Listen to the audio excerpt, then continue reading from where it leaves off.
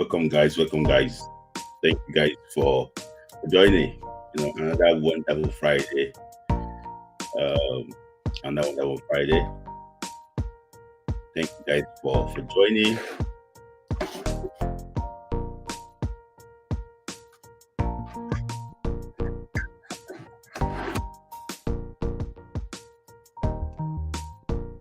So, thanks. Let me know where you're joining from, please. Let me know where you're joining from.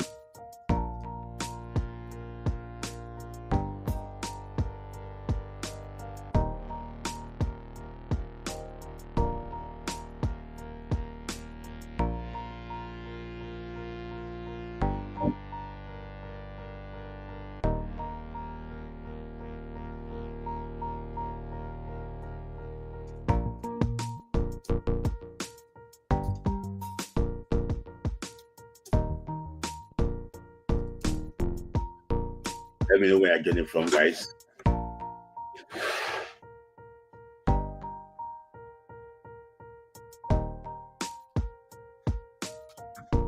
Let me know where you're joining from. Good Friday. Yes, Good Friday. Thank you, guys, for joining. Let me know where you're joining from. I can hear you. So, from now, thank you so much. Thank you for joining me. Wonderful Friday night, another beautiful Friday night. I want to appreciate you for joining. Without you, we will not be here today. It's just it's always a thing of joy to come and discuss football with you guys. Really, really impressed. So let me just I'm going to start very soon now. I'm going to start with this. So just that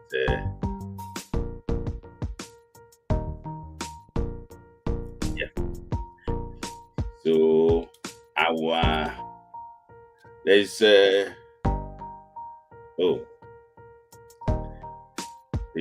thank you guys. So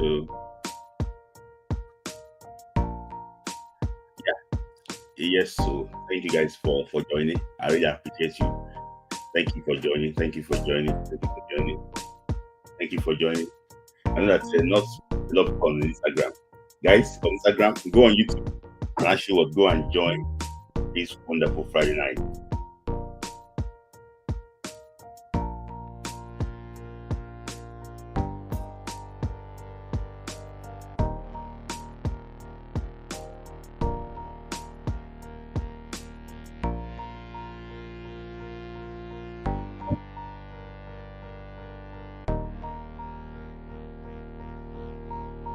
So, thank you guys. Let me know. Hit the like button quickly, guys. Hit the like so that we can kickstart the like button. And there's also $sign there. So you can click on it, and also support us, support our project, That's the most important thing. Support us. So guys, I'm going to start now so that we don't stay here for so long. Hello, happy Good Friday to everyone. Another fantastic Friday evening. And it's always a pleasure to actually want to be here with you guys and discuss football with you. And I want to appreciate all of you for your love, for your support. Without you, it would have been very difficult for us to come here every Friday and discuss football. So, guys, I really appreciate you. Like the video. Tell your friend that we are live this wonderful Friday night. It's Good Friday, and it's going to be a good Friday for sports, for football, for our discussions night. So, guys, like the video.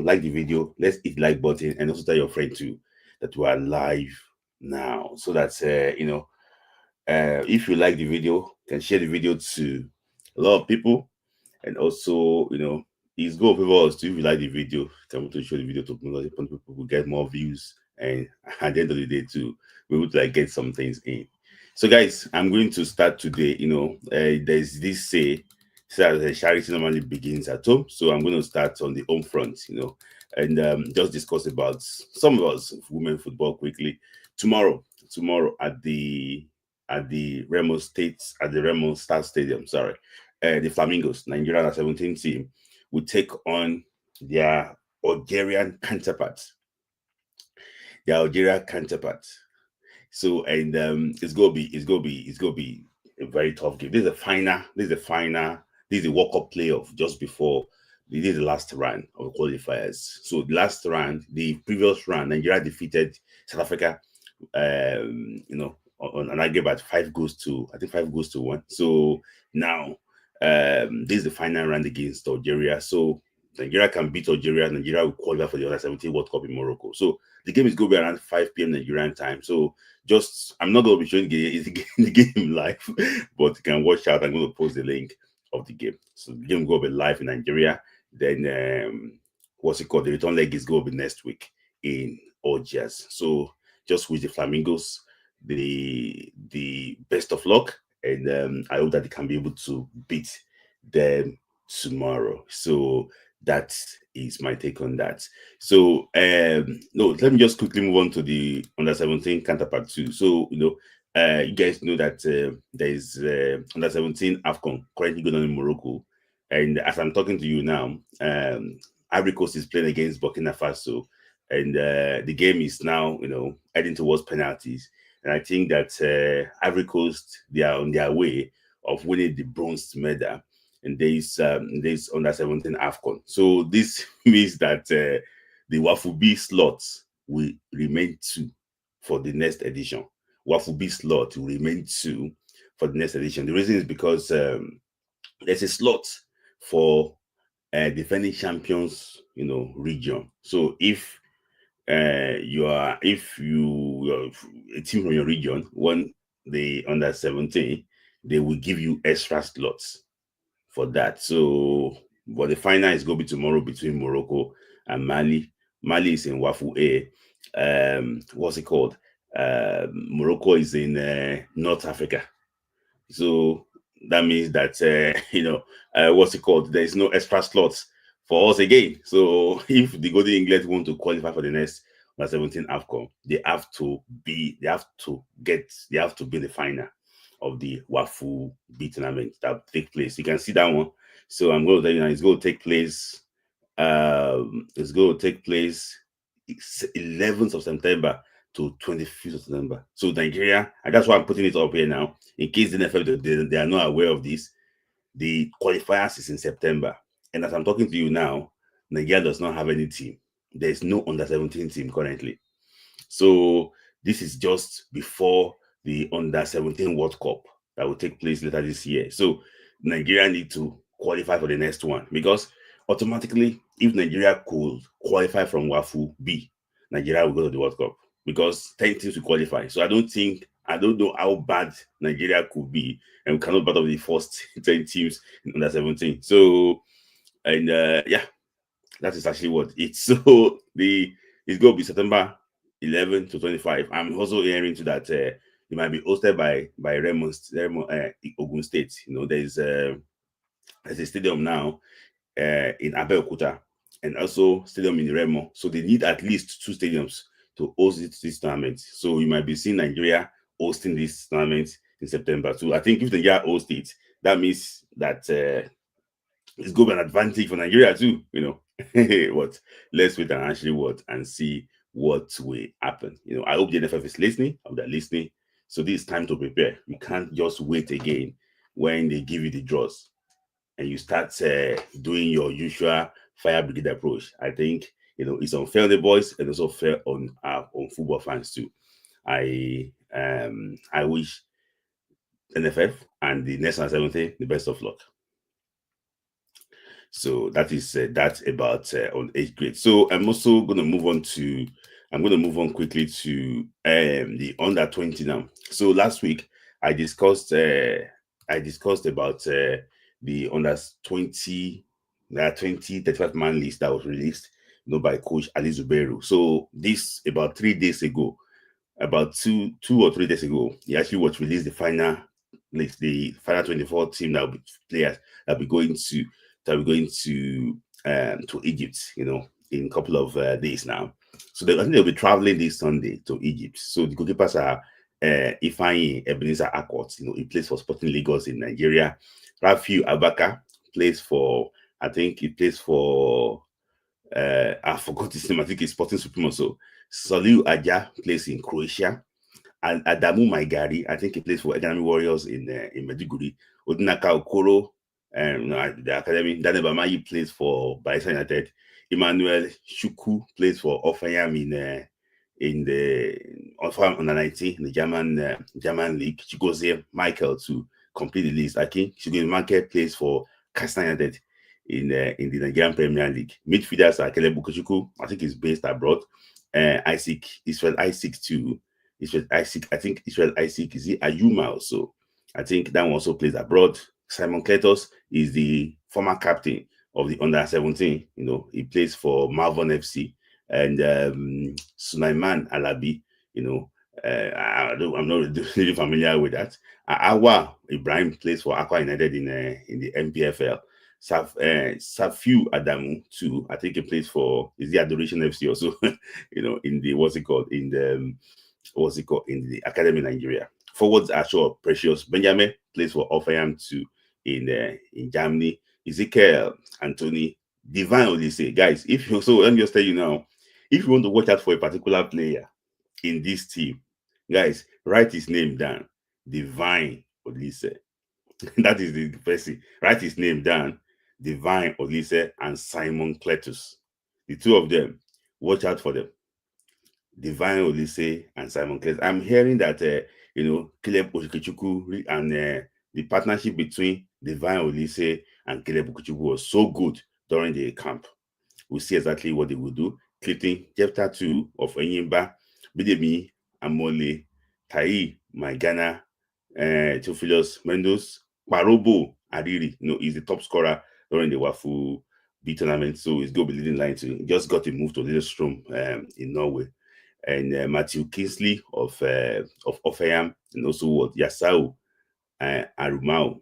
So they actually those that guys actually made the list. So if I'm to, based on my own findings, you know, I think watch out for, you guys already know Parobo Ariri. I told you about Parobo Ariri just before the Wafu B under 20, and it did not disappoint me. Guys, watch out for Divine Olise and Simon Cletus. The two of them, watch out for them. And the youngest player here is Ifeanyi Ebenezer. I think he's just 15 or 16 years of age. So he can even still play under 17 for Nigeria, but I'm not sure he's going to pass the MRI. And there's also Emmanuel Chukwu. He was playing for Grasshopper FC about a few months ago, but he got a move to Offenham in Germany. So it's a guy that you might probably actually want to look out for. You know, he's a very good defender. But you know, looking at this team, the same template that Super Eagles normally copy, this is what this team is copying. This team will be traveling to Egypt with only 5 defenders. So it's too thin. Out of 24 players that are traveling with only what? Only 5 defenders, 10 forwards. So just like Super Eagles, you know, I don't know, maybe that is our football identity. To be traveling with yes, to be traveling with you know, 5 strikers, having 5 defenders. That's, for me, it's too thin. It's too thin. You know, 10 forward, 5 defenders. It's too thin. You know, look at the midfielders too. You know, for me, I just think that you know, the balance in this team will be better for me. So I just hope that they can actually they can be able to do well. And you know, the most important thing is that they need to qualify for the World Cup. I see them qualify for the World Cup. But guys, watch out for those new, I should mention Divine Olise, you know, a fantastic player. So that is that about the U20. So it's going to be taking place. I think today is on the 18th now. I think about 10 days time. So Nigeria will be playing, I think, Kenya, Tunisia, and also what, Morocco. So I see Nigeria qualifying from that group. So if Nigeria could top that group, qualify from that group. But no, I just think that I saw the Morocco team, very good, very, very good players, you know, Morocco team. So I just hope that we can be able to top that group, and get a much easier opponent in the quarterfinals. So that because if you top the group, a much easier opponent in the quarterfinals, then you are probably what, you will be in the semis, you know, straight away. Semi Sport gives you ticket to the World Cup. So that's that about the 20. I wish Coach Alizubero the very best of luck. So just last time when I actually wanted, so let's talk about club football quickly. So the CAF Champions League will take place this semi-final will take place this weekend. Sundowns of South Africa will play against Al Ahly, Al Ahly Cairo. The first game will take place in I think it's going to be in South Africa. The first game is going to be in South Africa, and it's going to be a tough one. It's going to be a tough one. It's going to be a tough one. If you look at the way it is now, it's like South Africa versus Egypt, and this is not. I'm not surprised. These two teams majorly depends on their domestic league players for the national team, and you can see the way their league are thriving. Two clubs in semi-final of the CAF Champions League. Imagine, even Tunisia herself, no get clubs like this in the semi-final of the CAF Champions League. So kudos to what they are doing in Egypt. Kudos to what they are just doing in South Africa. I'm really, really impressed with that. Sundowns will play against Al Ahly. I see Al Ahly is going to be a very tough customer. They're not like Esperance. I watched the game. There was like game of fine margins between Mamelodi Sundowns and Esperance of Tunisia. I know the Sundowns coach is a very good tactician, fantastic personality. He knows how to close game up quickly. But I just think Al Ahly are very, very good. They are very experienced when it comes to this situation. So, well, guys, try and enjoy the game. Try and enjoy the game. It's going to be tomorrow. And also, Pyramid against Pirates. The Pirates team, I'm really, really surprised about, 95% of the Pirates team actually was African players, and there's going to be, Mufukeng, fantastic young player, just 20 years of age, good guy going forward, he just got into the South African national team too, very, very good player. So watch out for him too. Unfortunately, our guy might not be on parade for other Pirates. I'm talking about Olisanda, but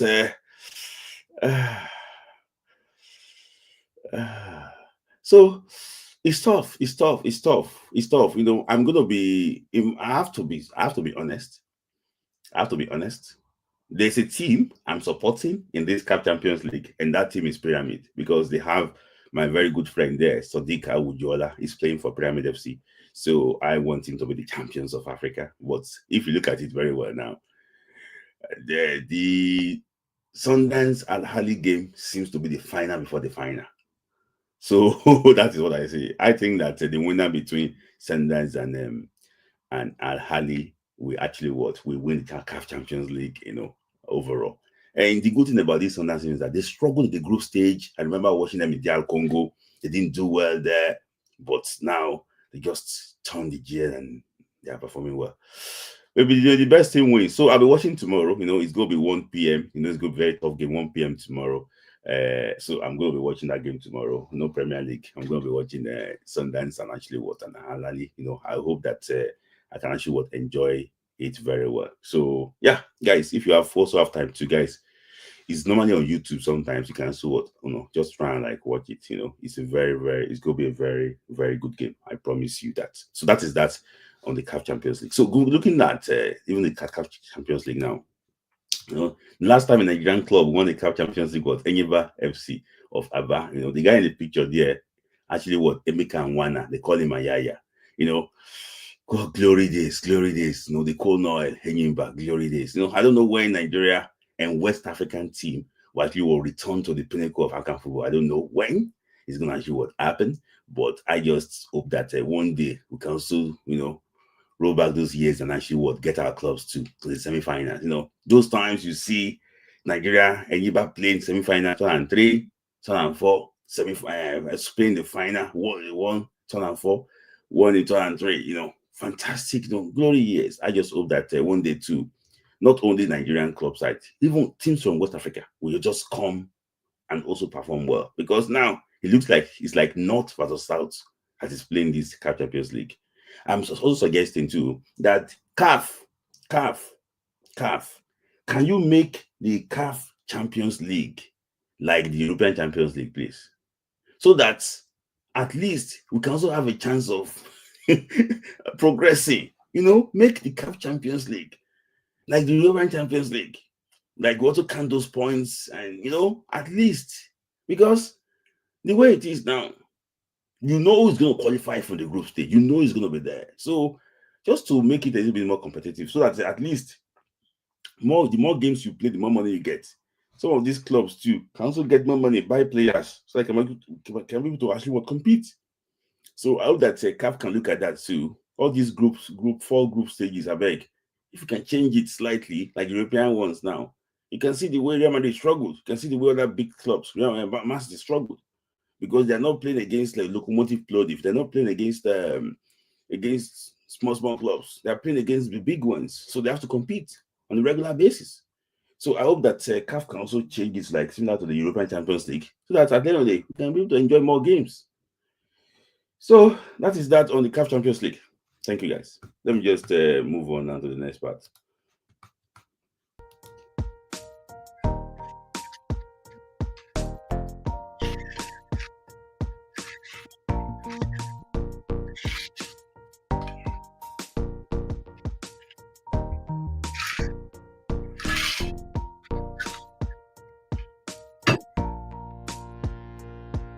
Those on Instagram, go on YouTube now.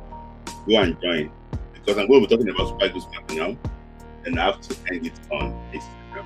Guys, thank you guys. Go and join on YouTube. Go on Instagram. Go to Dance Football and go and join on YouTube. Those on Instagram, go to Dance Football and go and join on YouTube. See you. See you.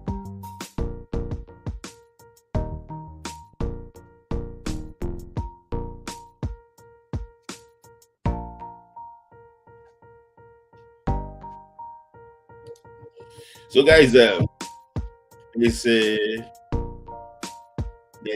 dollar sign there. If it's 10 naira, if it's $1,000, you see there. Anything you want to contribute, you can give us a cash out. We really appreciate you. I also give you a shout out. But if you cannot do that, you can like the video. We also appreciate you for that. It's not the time that you give us the super chat. You can also like the video. Like the video, they can show it to more people. If you like us very well, you want to support our AFCON project, you can also put super chat there. Nothing, and we address your comments when you put super chat there. But we cannot address it always. Don't worry, when you put super chat there, you can address your comments. So that is that on the CAF Champions League. So let me just go on to Super Eagles matter. Before I go to Super Eagles matter, I came live on Friday, but on Saturday we lost legend of the game, Christian Chukwu. I just want to say my quick, a fantastic personality. People are saying that when the statement from the NFF came out that did not owe him money and everything, Chukwu, some people that are very close to him will know this one very well. He cannot just come out and make an allegation like that. He's a system man.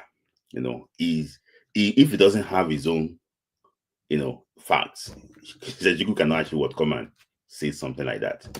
He's a man that all his life, from 1974 to 2004, that's how many, the span of 30 years or so. 2004 to 1974 to 2004, he served Nigeria. He made his debut in 1974 against Ivory Coast. He went on after 6 years to won the AFCON for Nigeria for the first time on home soil. That's a picture you can see on your screen. He was part of the team that went to 1985 Under-17 World Cup. He was assistant to the late coach Sebastian Bodrix. He died about maybe last year or two. So he was there, and he also they won the Under-17 World Cup for the first time in 1985. He was there when Nigeria qualified for the World Cup for the first time in 1994. So fantastic. He did so well for Nigeria. He did so well, for the country. He loved the country passionately. And unfortunately, he died at the ripe age of 74. May his soul actually rest in perfect peace. That's actually was that. So after that, there have been issues about payment or non-payment. NFF owe him about $120,000. Let's be honest ourselves. NFF will owe you. Africa, if you work in Africa, they will owe you money. They will owe you money. Most times they will owe you money. So, and I don't know the reason why. Maybe there was no contract. We cannot say anything about it because the person involved now is late. So we cannot say, was it that was verbal agreements between him and the NFF? Did the NFF, did some things in between? Because they're saying that there is no document saying that. But before he died, he said that if you go and check his file in the NFF, that they are owing him money. The issue is this: when did the NFF pay him the money? Is there any evidence too from the NFF to show that, okay, when Christian Chukwu worked with them between 2022, 2002 and 2004 and 2005, sorry, they paid him a salary? Is there anything the council bring out? Because one party now don't die. They are the only one that council will tell us the truth. But it's going to be unfair if they're just trying to play politics with it. So this now brings to like this conversation about our coaches. Do you think that these guys are taking from the NFF? A coach too came out that this Fatayama, they call him Arsenal. It came out that when he was coach of under 17, when he was coach of under 20, the NFF did not pay him any money. But he got his own document to show that the NFF is owing him money. So let me just try and play an audio to listen to him quickly.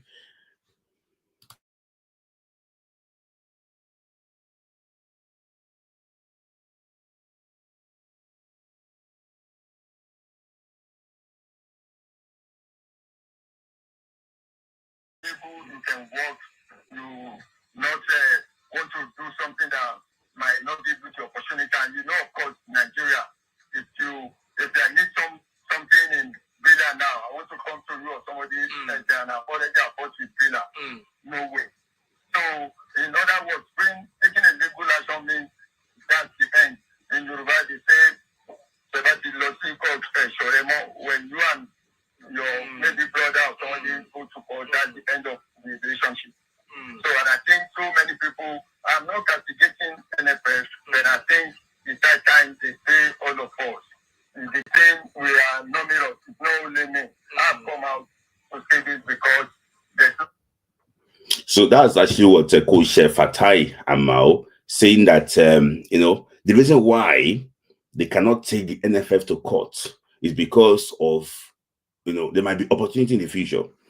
But if you take them to court, there's this adage in my language that if you take people to court, you can't be friends any longer. There's no friendship there any longer. So if you take them to court, you can not get any opportunity from the NFF again. So that's why most coaches actually were scared. But the foreign ones will take the NFF to court and they will get their money back. So I just hope that Nigerian coaches can be wise enough. Don't sign any contract blindly. I think involve the lawyers. And this is about your work. About your work. If NFF employ you today, they don't pay you, they call you back 3 days, 2 or 3 years after, they will not pay you. So I just think that we need to be wise, and Nigerian coaches needs to actually work to take this thing very seriously, because how can you be working for free? So it's very important that they pay you, make sure that they pay you, take them to court, drag them to court. If they let it, you don't give you any job. So even our coaches too should learn from this thing. Try and go to different countries too and work. Don't rely on the NFF to give you a job before you work.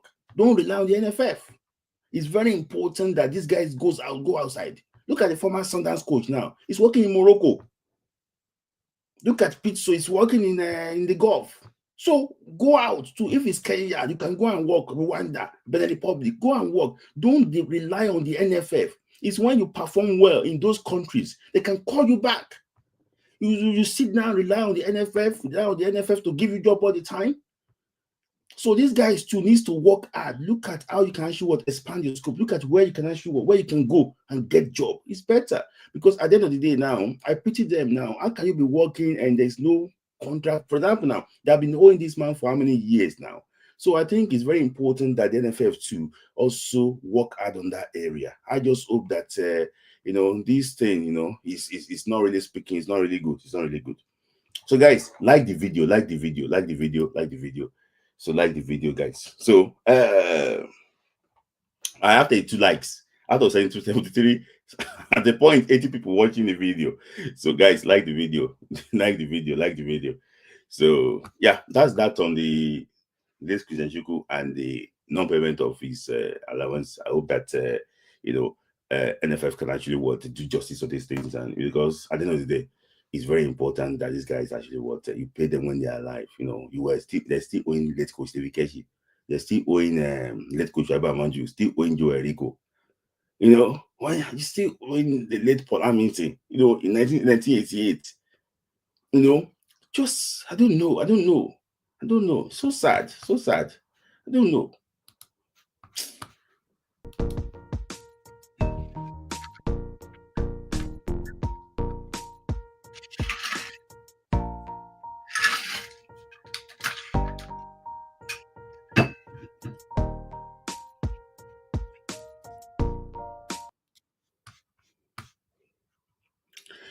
So the Super Eagles matter now. Let's look at the Super Eagles matter now. So the Unity Cup friendly game is going to be taking place probably just a little bit more than a month. 1 month and 10 days from today, and tickets now on sale.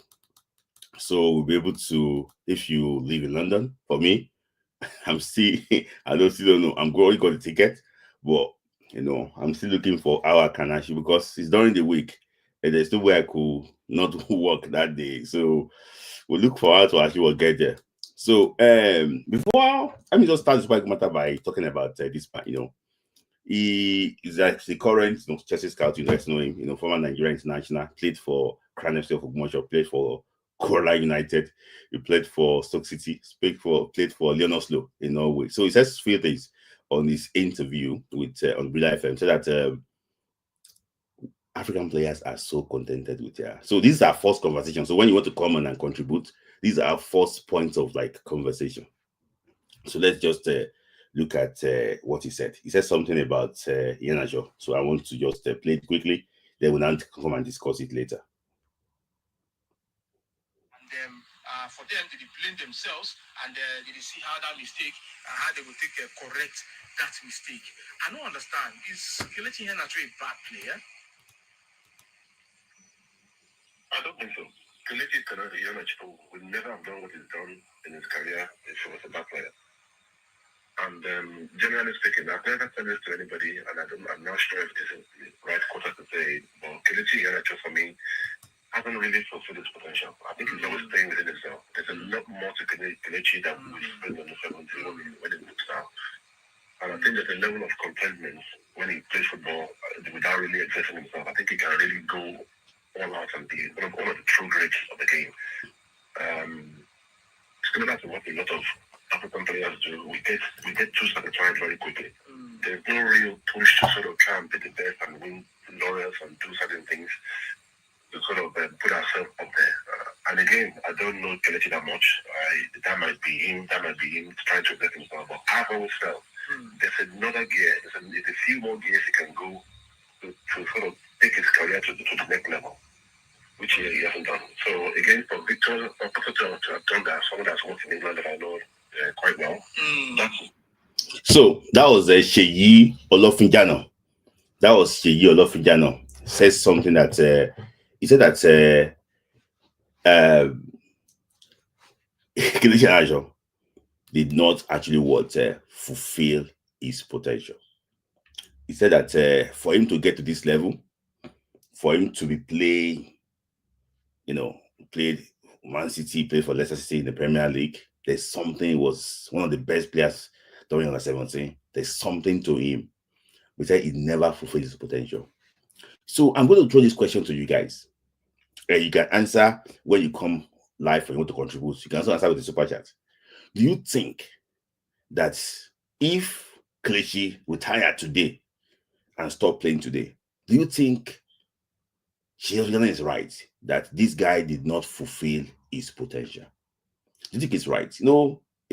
I was privileged to watch him in his under 17 days in 2013, under Coach Manugaba. For me, I fell in love with Yanajo.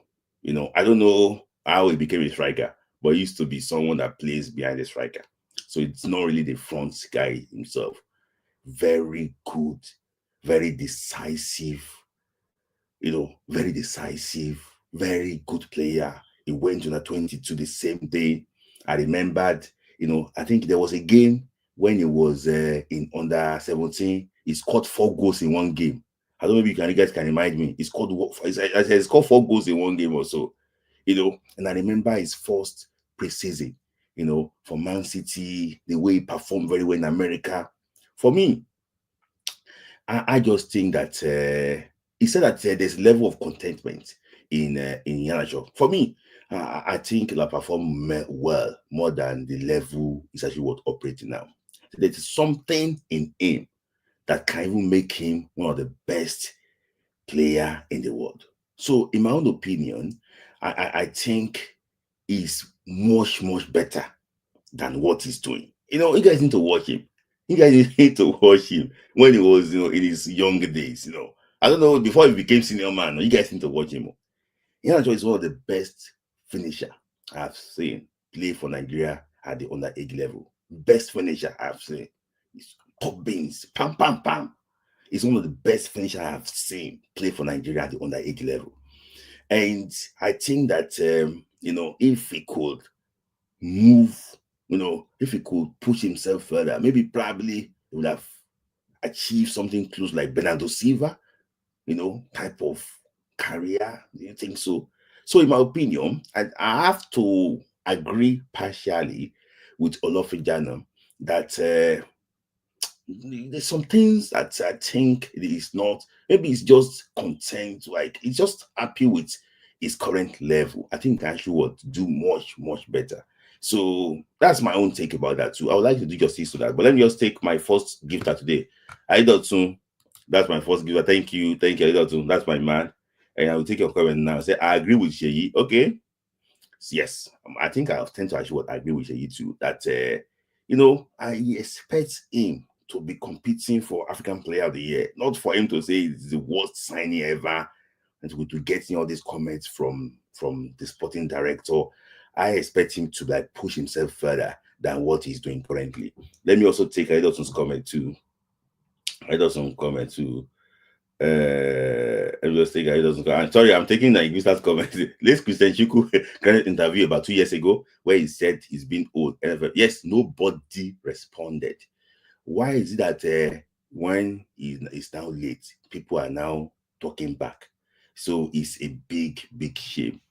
So that comment so that Wafu A and Wafu B is connect concern me. I don't see why we can't even just have one Wafu. Yes, I agree with you. I agree with you. A lot of people also say that he is right. I agree with you. We need to sort that on an age thing out. So I agree with you. I think there's some things too.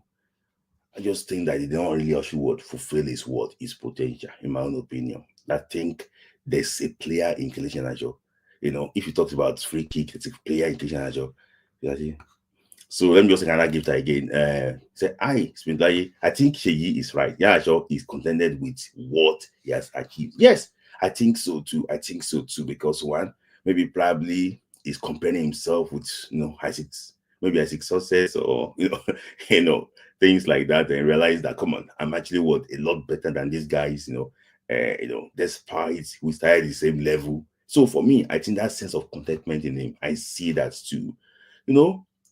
I just hope that there could be this one last push in his career, and he can actually be able to push further. So for Larry Yusuf, okay, so we're expecting news about the FA, the South African police deduction next week. That's when we're expecting the news. It's going to be next week. We're expecting news. That's going to be next week. Let's see. No, the issue is that there's going to be point deduction, but there's some other fines that I'm hearing.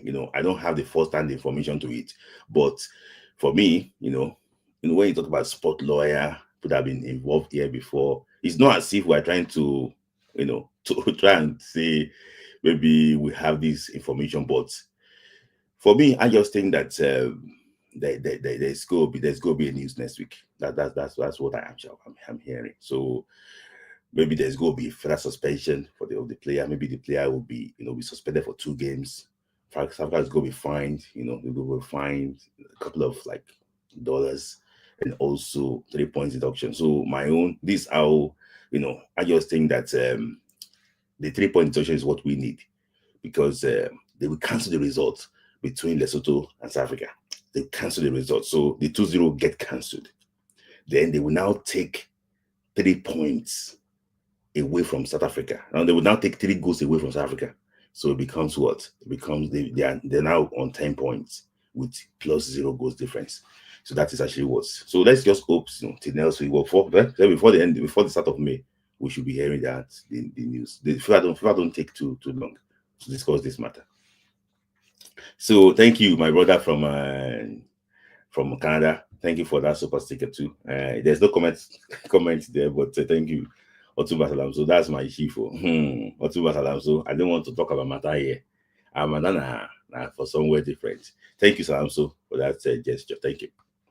So that is that. I'm going. So when I actually post the link, I'd like to talk about this guy too. Do you agree with you that there's a level of contentment with this guy? Do you think that he can push himself further than this level that is currently actually operating? For me, I think there's a player in him. He can actually do well.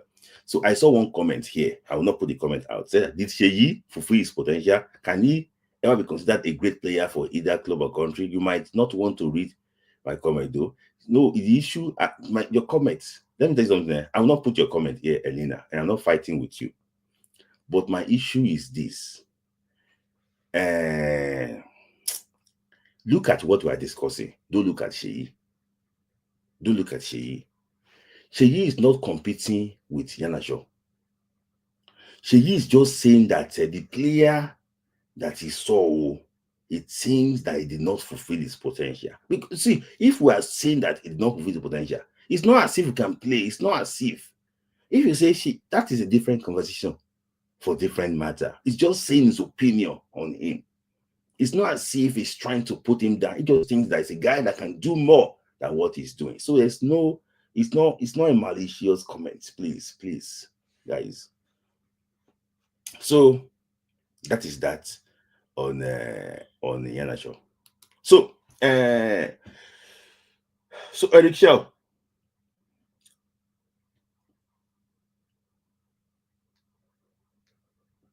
So let's go to Super Eagles matter quickly.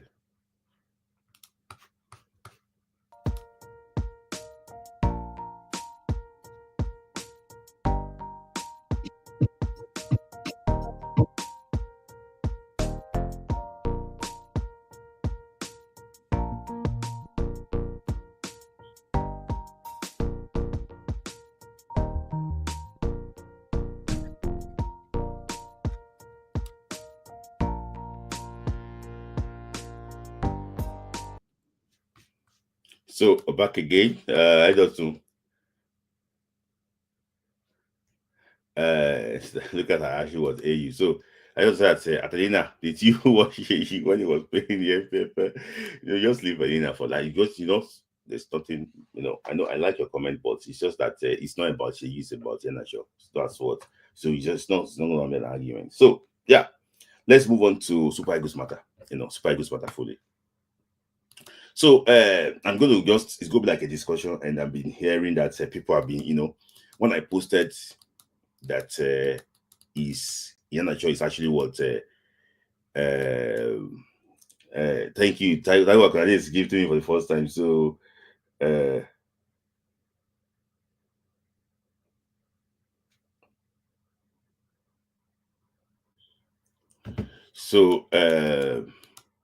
thank you, Kunadi. Thank you for actually thank you for your gesture. I think is it You're spending euro. I think it's pounds. So, Ogwande, thank you for actually for joining. Thank you for actually for that gesture. Thank you. I really actually appreciate you again. Thank you. That's my man. So, thank you for that. I know you have been like saying some comments too. So, so the problem with most South African teams is that the clubs don't usually have fans in their stadiums, so no home advantage at all. Not like Kano Pillars. Not like Kano Pillars. Not like Kano Pillars.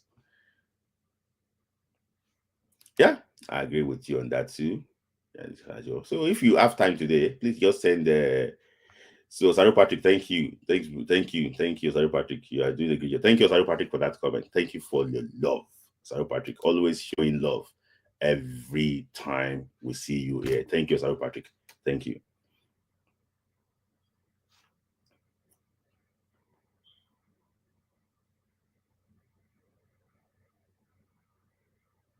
So let's just look at this. So guys, when I actually I discussed some few things, last after the game against Zimbabwe, that they're going to be changes, in the national team, and that changes will be happening sooner than later.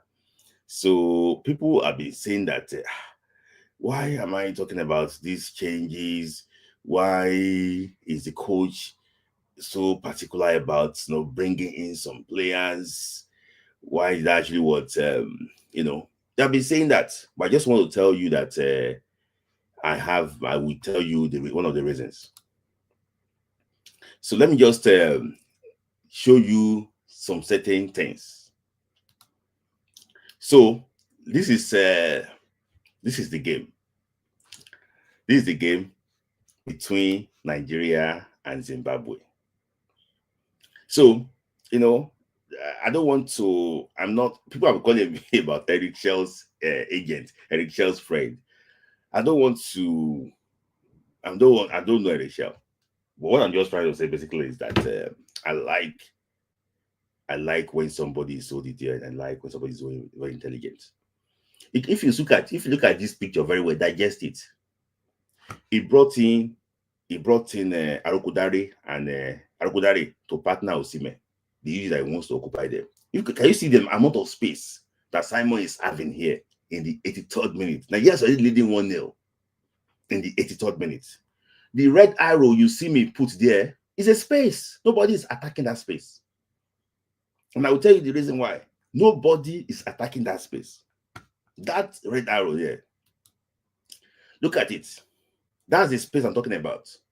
So the space, that is why you can see Olaino is pointing to Simon that there's a space in front. Maybe it's a willing runner, but Olaino normally attack that blue arrow. Can you see? You can see that's where it crosses goal for Osimhen to score, that blue arrow. So they were already expecting cross to come in. So look at it now. Somebody just made the run. That person you see there, that was Wilfred Ndidi. He made the run to that empty space, and what can you see there? He missed. So when he mentioned that he need a box-to-box midfielder, it's right.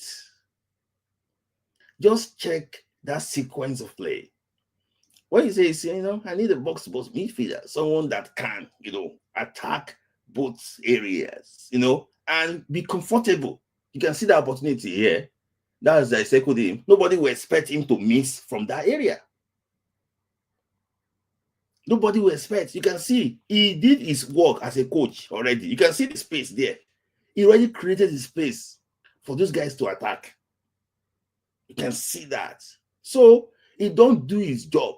It's just for him to have the right player to fit into that area. He needs that because they already occupy Osimhen and Arukudare. He needs a runner into that area. He don't occupy them. He needs a runner. That's why he mentioned about box-to-box midfielder. It's not as if I don't think he's against any player. He just thinks that someone that can help in situations like this. You can see I can help in what? In situations like this. So he mentioned a box-to-box midfielder. So that's why I think that that one can actually what that one can help the team, especially against South Africa. Against no even against any team. So he's gonna be trying some box-to-box midfielders. As soon as I confirm the names, I will let you guys know in the Unity Cup, so that you can be able to know exactly who can actually work well in that area. With due respect to the team, he made these runs against Rwanda, he made the runs against Zimbabwe, but you just realize that he can't finish that much. It's not decisive in that area. Look at it now. They already given up. Yes, meant to bend his body and everything, already given up. But that would have been 2-0 for Nigeria. Game over. Game over. Everybody was just watching. Game over. That would have been 2-0. Even if he's doing a cutback to Lukman is there to attack it. He's also doing well. If he's doing a cutback there, Lukman is in the penalty box. Can you see Lukman there? He's in the penalty box to attack it. So because Pasero, Shell already disorganized them. This 83rd minute. So people say that he made a mistake, he meant to go and defend. But some of the guys not do the job. So that is that to justify that he actually needs a defensive midfielder. Sorry, a box-to-box midfielder. Somebody have been talking about, well, he's playing online, and left back. He's playing online in left back. He's playing. He's not playing Bruno Yemechi. Bruno Yemechi that was so good under Iguavon. Why? If you have checked him very well, can you see position of Olaino? Can you see? Look at the position of Olaino in the game against Rwanda.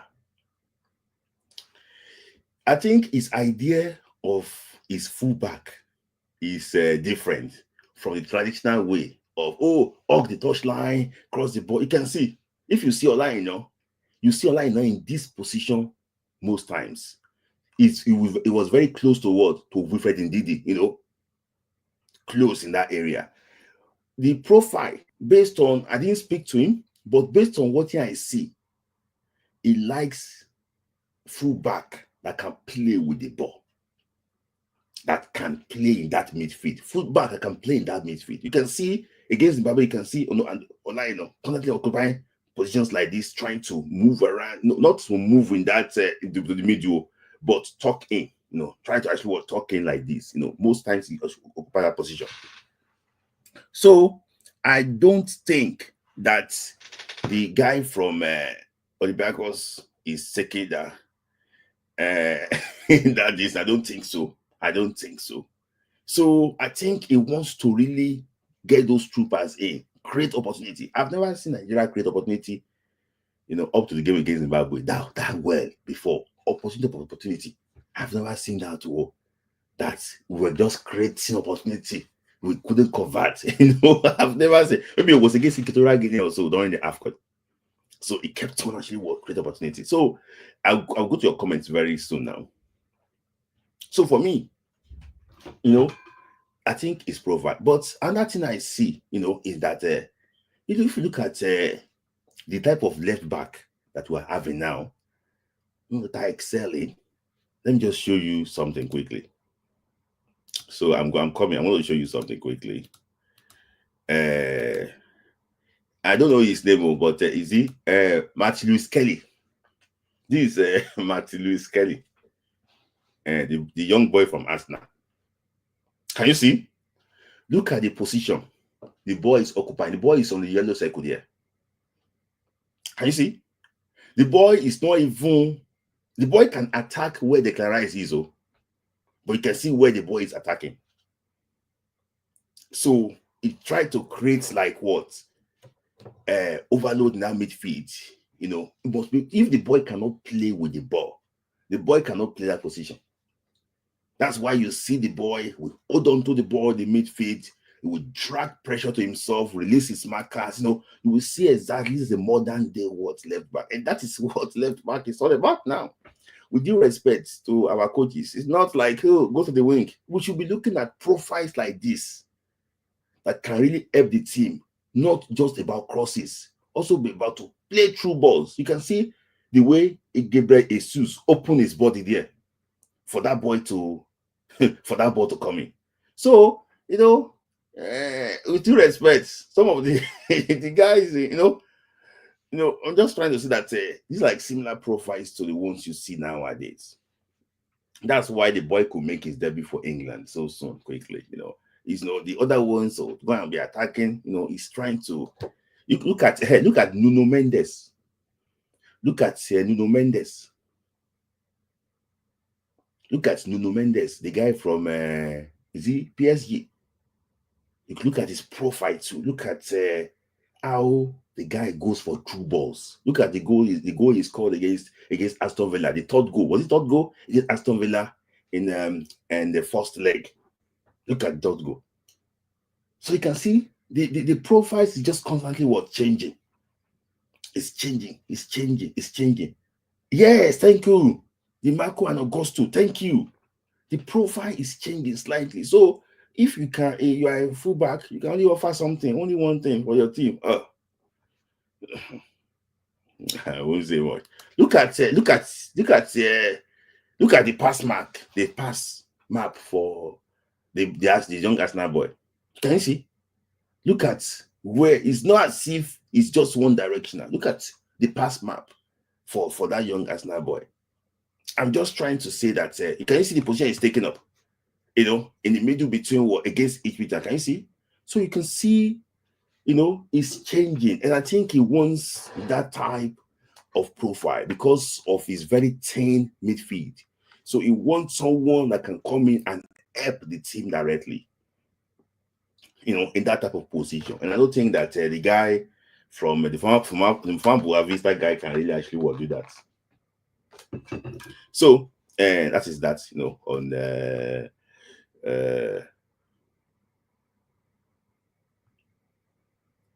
so yes, let me just say, so that is that on the fullback. So that's why you see him say that I need the left back. It's not as if he's what's it called? He's been trying to knock some players. That is just because the way he likes to play. So let me just take some quick comments quickly. Box to box midfielder. So my comments here, I said, I'm trying to get Frank Onyeka, Tino Anjorin, Kanjo are good box to box. For instance, let me just address this comment. This is very interesting now. I don't take Hamzat to get good player, humble guy, good personality. Frank Onyeka, good player, but Frank Onyeka we do better than Frank Onyeka and even the box to box role, in my own opinion. Onyeka have got the energy, but when you see a box to box player, you must also be able to be decisive too in your opponent box. Have you ever seen Frank Onyeka shoot before?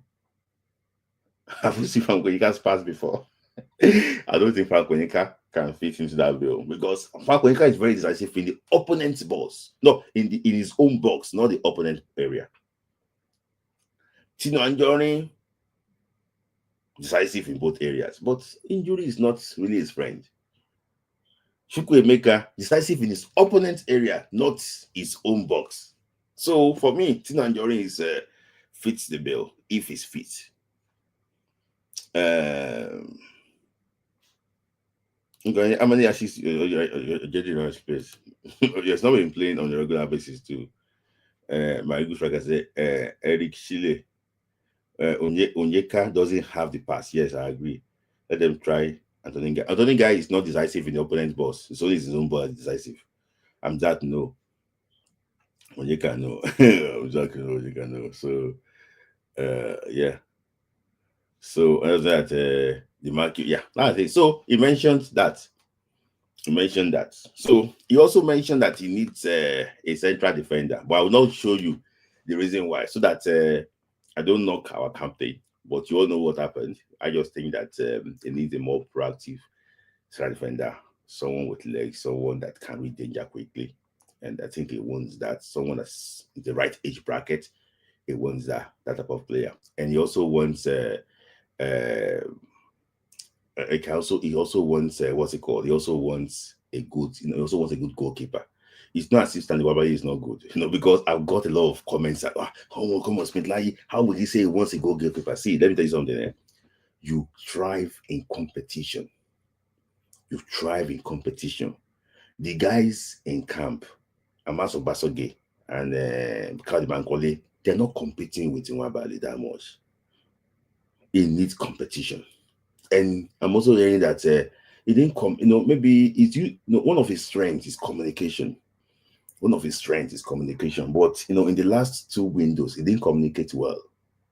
I don't know what happened. Maybe it's what really happened to him and everything. He didn't really communicate well in those times. So communication is very important. For example, now there was a ball that Ola headed without nobody near him against Rwanda to corner kick. Why can't the goalkeeper just tell him that there's nobody behind you? With confident corner kick, and before you know it. So he's trying to exploit different opportunities to get a goalkeeper, and also a central defender. So it's not as if Nwabali is a bad goalkeeper. It's just that he wants competition in that area. That's actually what I think.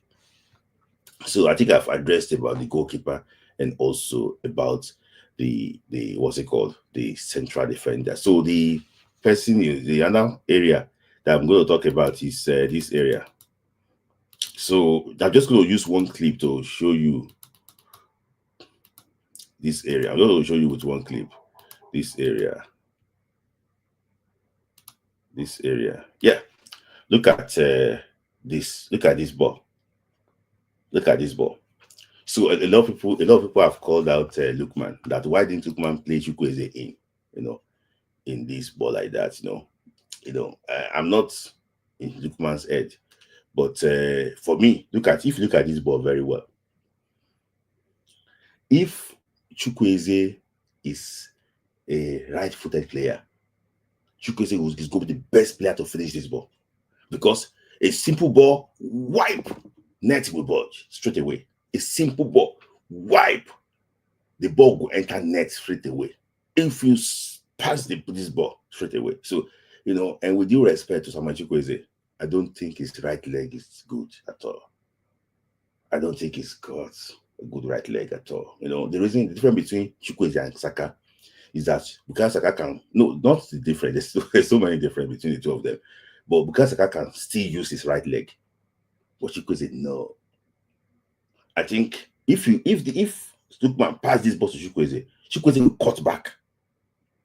And before you know, they might even probably actually even this thing. So he passed the ball to maybe probably Simon. Simon actually was still cut back too. But for me, I just think that I'm not ready to his head. I think he's looking for a right winger with a right leg. And there is a bit of a left leg too that can be decisive. He's looking for a right winger with a right leg. And also left leg too that can also be decisive. With due respect, out of our left winger self, for me, I think Lookman's left leg is better than Moise Simon's left leg. That is my take. I think Iwobi's left leg is better than Simon's left leg. That's my take on that. He needs a right winger with a right leg, and so some decent left leg too. Chukwueze's right leg is not really there. Fantastic player in his own right, but I think he needs to work on his right leg. For example, now, make your opponents not to know exactly what you want to do. People know that you're going to cut back. Don't cut back. Go to that right, but his right leg is not there. You need to work on that right leg. So, I don't. So, Chiboy said that if only Murphy can go. Can you see? I mentioned this boy. There's no player that we have in that area that's Murphy can. That's Murphy. People say that he's too old. He's too old. If that boy can come, that boy will rescue some of the things from us. The boy will do well for Nigeria in AFCON. If you go work, the boy will do well for Nigeria. That Murphy, he might not be the most skillful guy. The boy will work. He's a workaholic player. He can even play from right wing back. Workaholic player. People say he's too old. He's too old. How old is just your players? Are your players not even older than him? Are your players not even older than him? So, so in my own opinion, I think it's looking for it wants, because if you check the two qualifiers we play, it's like our right wing is dead. Right wing is dead. Everything we did was through the left. Right wing is dead. So I think he wants to put life to the right wing. That's why he's looking for a right winger. So that completes that. So, and he also mentioned the position that people people say that why will he want that position? We have about 9 strikers. Why will he want that position? I will just say you guys to go and watch. Okay, I don't think maybe I added the clip to it. I don't know if it's this. Okay, yes. Look at this clip. If you watch the game very well, it kept on telling Tolu Arokodare to hold the ball when they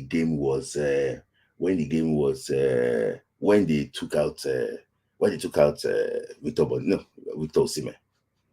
He wants Tolu to hold up the ball, but he wasn't holding up the ball. He wasn't holding up the ball. He wants him to hold up to the ball to relieve the opponent. Maybe he was asking for too much. Maybe the guy was already tired.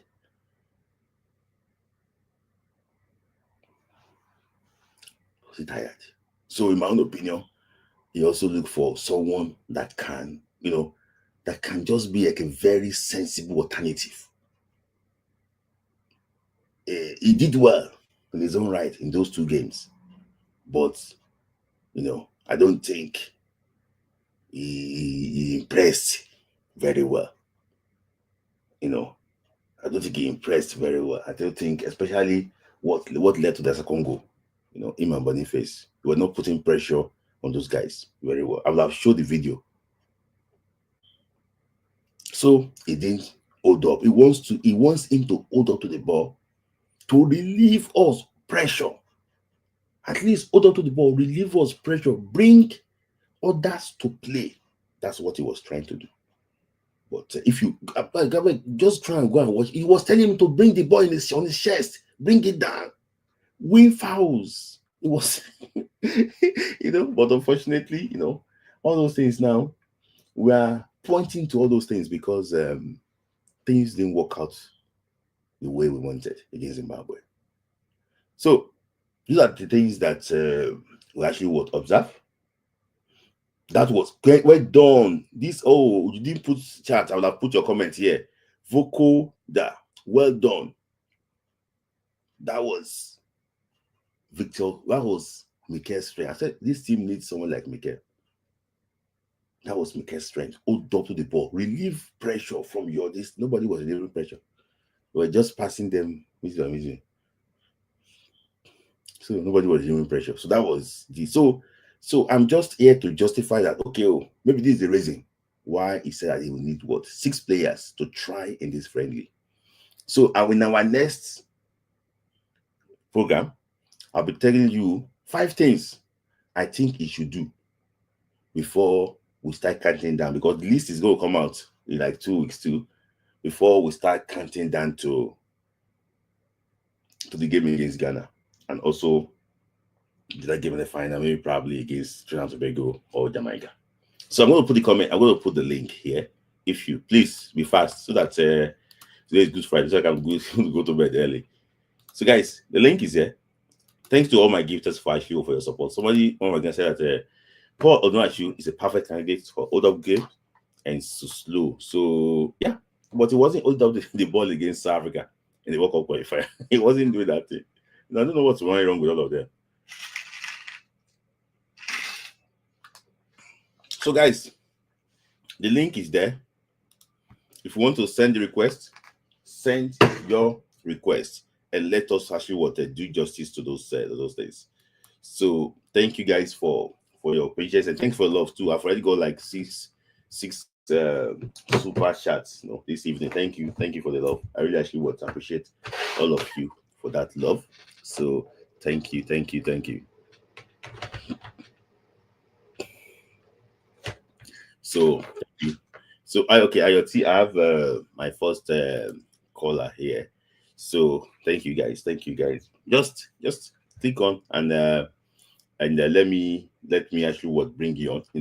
Let me just give you some quick roundup about what we discussed. We discussed about Christian Shuku. If you want to say something about the Fatah Man's comments, come and say it. Talk about Yana Shaw not fulfilling his potential. By Olofiano, do you think he did? Do you think he did not? What is your reason behind that? Let us talk about that.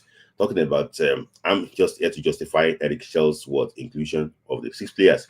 The things that he might probably actually need to help the team to move forward. Also, come and say your comments too about it. So I know that I can see that I have 2 people already in the comments in the back end.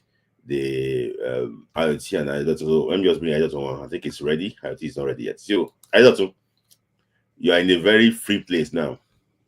Thank you for joining IoT. Thank you for having me, Milai. Okay. Yeah. So I know that we've discussed some few things about today. Can you hear me now? We can hear you. So which one? What do you want to contribute, to what I've discussed today? Yeah, let me start from that of the late chairman Christian Chukwu, the doing of Nigerian football, the man who served Nigerian football.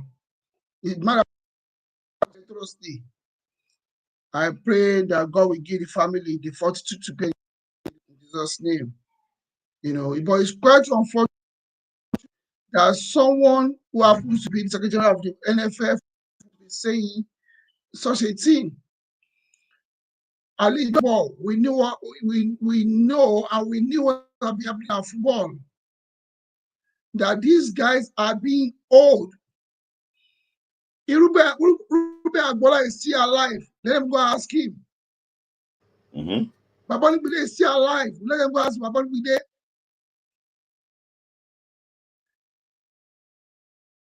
They are owing these guys. About 2 years ago, when Christian Chukwu granted an interview, the NFF was owing. The Secretary General could not come out and put a buzzer. Why waiting? The man died. Arsenal, for time of Arsenal, I said this event.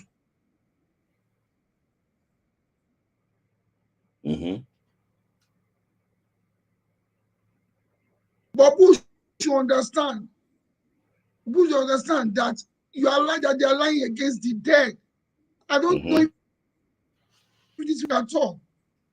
You don't know that they are lying against the dead. He was the first Nigerian to lead the AFCON. He gave us the country. After that, he coached the national team. Why can't you hand down? It's unfair. It's unfair. Yeah. So yeah. Smith, you said something about the Nigerian coaches that they need to go out. We've been saying this. We've been saying this for a long time now that they should go out, go to Mauritania, go and coach Mauritania, go and coach Eritrea. Just go and coach somewhere. Now you cannot do NFF because if you do, they will not give you a job again. I'm sorry, you are not good enough.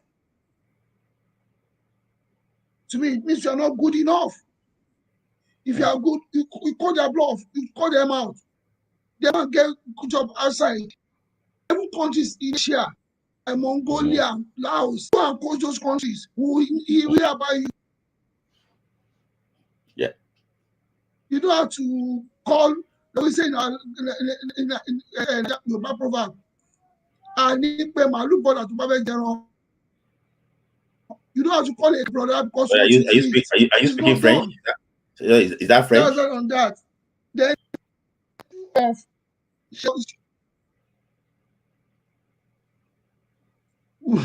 no, I said No, I'm just That I'm just joking. brother because want to eat meat. Yeah. Good. Now, Move on on the to issue yeah, of Olofijano, yeah. and yes, I'm saying, I think I agree with Sheyi completely. But sometimes some people, when they like any player and you try to say something about the player, they come for you. Like that, now, don't say why he or she had to put on that comment about Sheyi.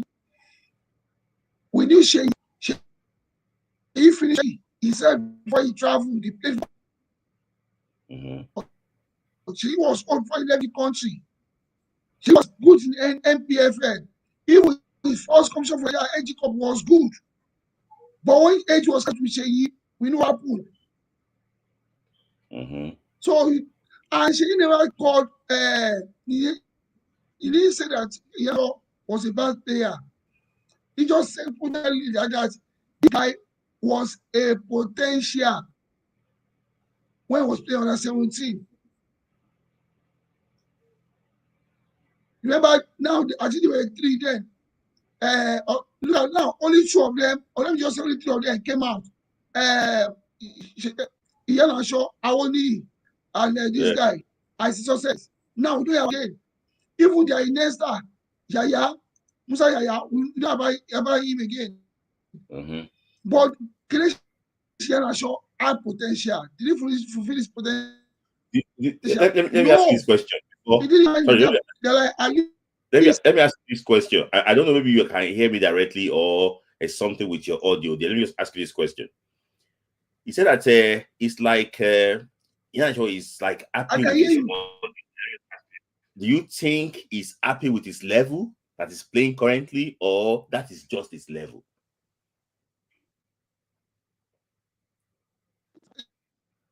Iheanacho felt, after I play for Man City, now you move to Leicester.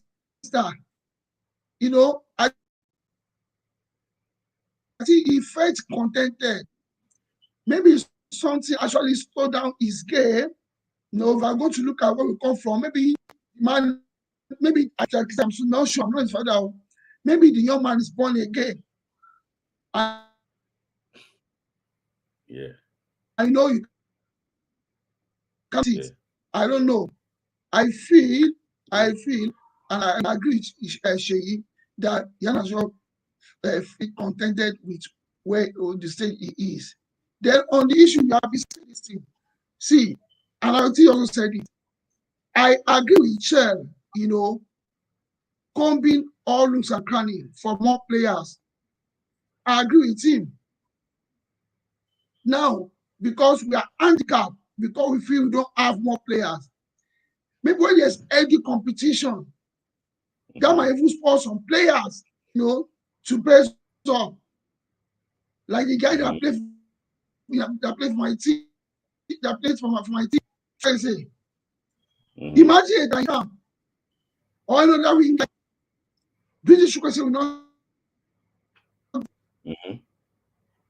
On the issue of goalkeeping, kudos to Stanley Wabali. He did well for us at the AFCON. Yeah. He did well for us. And I wish the young man can come back strong. Yeah. What has happened to him, the loss he had of his parents. Yeah. I pray you can overcome that body well. But I think it's respectful to Super Eagles that Wabali is number 1. I don't see any reason why America that plays in Syria cannot be number 1.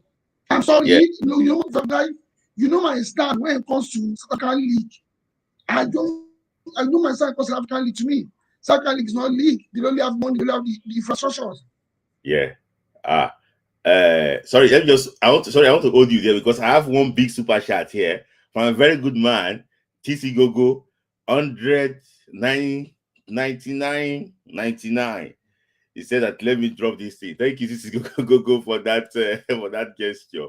Thank you, my main man. These are like Okay, thank you. Other people drop your title and also offering so that you say thank you, go. I really actually appreciate you, my brother. Thank you for the love. Always supporting. When the dollar says never comes, it's been like dollar, where dollar now? We won't spend money. Thank you. I like you so much. No, thank you, Sisi, go for your love. Thank you. So, IoT, let me just hear from you quickly. Good evening. Good evening. Okay, I can hear you clearly. I can now hear him clearly. No, see, we've been telling Mr. Adedotun, go and buy a camera. Go and buy. In fact, now he needs to go and get new internet because his thing was just he's hearing you 10 seconds after you speak. The thing was so organized. But I just wanted to comment on a couple things quickly. So Mr. Adedotun kind of touched on it when he was talking. The person that left the comment about did Olofinjana even reach his own potential? I think that two things can be true at the same time. It doesn't matter whether or not Shey Olofinjana reached his own potential when he's talking about Kelechi Iheanacho. He is not in Iheanacho's generation. He is not actively playing. He is not competing with Kelechi. If it's that, he's actively playing, you can say, he's hating when he has not done it. But his time has come and he has gone. He didn't insult him. He's only talking based on his opinion, and his view on the player. So we need to stop this comparison nature that we have, that if somebody says something, it turns into, but you, have you done this? Or, but has that person done that? Because if that's how we look at it, then none of us should be talking about football since we did not make it pro. Yes. If that's how it is, then none of us should even be talking. So we can't be doing that. You were not that great, so you cannot say somebody else is great. That also will mean that nobody in the world can dare talk about Ronaldo or talk about Messi. Because nobody's as good as them, so we need to stop that. But Smilai, now I want to throw something at you because you're a big fan of Coach Eric Shell. You said it today, you like a man that is smart and everything. But I'm going to play devil's advocate now. Coach Jose Peseiro took the Super Eagles to the AFCON final with largely the same players that are in the squad today. If Eric Shell truly is a very good coach, why is it that he now needs to rejig half of the squad or more than half of the starting 11 in order to be able to achieve results? Why can't, because for me, wait, let me finish. Because for me, I've always looked at football. A good coach does a good job with the tools at his disposal. Yes, you might make one or two changes here and there, but if you have to change half of you say you're looking for 6 positions, if you have to change half of your starting 11, are you really that good? Let me tell you something. There's a way that, there's some things that you do in your own way. You do it the way you know how to do things. For example, now, you can ask you to solve fractions. You might go and do, to multiply the bottom together, add them together, and you get to your answers. I might do a different way. The way Eric Shell knows how to deal, how to play, that's what he wants to bring. And for him to say he wants to look for alternatives, it's not as if he thinks that the team is not good. He just thinks that the team needs like fresh idea. Which is a whole new 6 players. No. It's not as if he's throwing all those players under the bus. He just thinks that some of these players need competition. Maybe because IoT, let's be honest ourselves, you can make Super Eagles call up IoT. Yes, now you can make Super Eagles call up. And the same player will be training come to camp. And they will come and play. You will not, there's nothing. These guys don't see anybody to light their bomb. So for me, I think if you see a player that is ready, for example, now, with due respect to Kadi Bankole, will he play? Will he play? No. With due respect to Amash Obasagi, do you think he's going to play? If so we look at it in a way that some of this competition, with due respect, Nwabali is the only goalkeeper we had in this last window. With due respect to the other guys that short came. So if he's coming to say, okay, there's competition in this goalkeeping environment, let me look for a center back. So if Ekong is tired, Ekong play 180 minutes in 4 games. If Ekong is tired, let me see.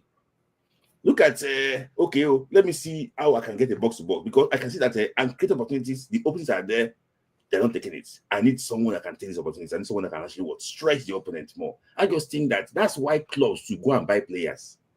Ask your team, Chelsea. Why did Chelsea go and buy 20 players? No, but Smith, no. See, the thing, I knew that you were going to hint at clubs because that's the normal. Wait now. No, I'm not even saying about Chelsea. I'm just saying clubs in general. Like, but national team is not a club. Again, it's the same thing that I always tell fans. When fans say this person is not good, that person should get out, that person should get out. You cannot throw somebody away unless you have who is better to come and replace them. That's the issue with national team. Who you have is who you have. We cannot say, oh, Vinicius Junior come and play for us, or we cannot say Bukayo Saka come and play for us. They are not with us. So for me, don't get me wrong. I'm not saying that he shouldn't, if he sees a better player somewhere, he shouldn't try to get the player. But what I am saying is that if he has to come and does not feel that he can do well with the tools at his disposal, I'm not going to lie. For me, it lowers your ability in my eye. No, see, because it's the reality. Okay, so what's the difference between him and Ruben Amorim? Ruben Amorim joins United. All of a sudden, he likes somebody said it's a different philosophy. Amorim has a different philosophy from Ten Hag. He joined United. He said the players that are there cannot play the way he wants to play. He's shipping this person out. He's saying this person is not good enough. Oh, this, that. What's not the difference? If you're a good coach, if you're a good coach, not everybody will be able to play your style. I agree. You will make changes, but you will do the best with what is at your disposal, and you will still do well. The top coaches will still do well. We see coaches come all the time into teams that is not their players, and they make it work. I'm not criticizing him. I'm not knocking him, but I'm just saying if his solution to every problem that we face is let me go and get somebody else, then maybe it's not that good. See, let me tell you something. If you have a team, I'm going to wrap up with this matter so that I can move on to the very next. If you have a team that you see this player is not giving you what you want, it's not giving you what you want. I think for me, people approach situations differently.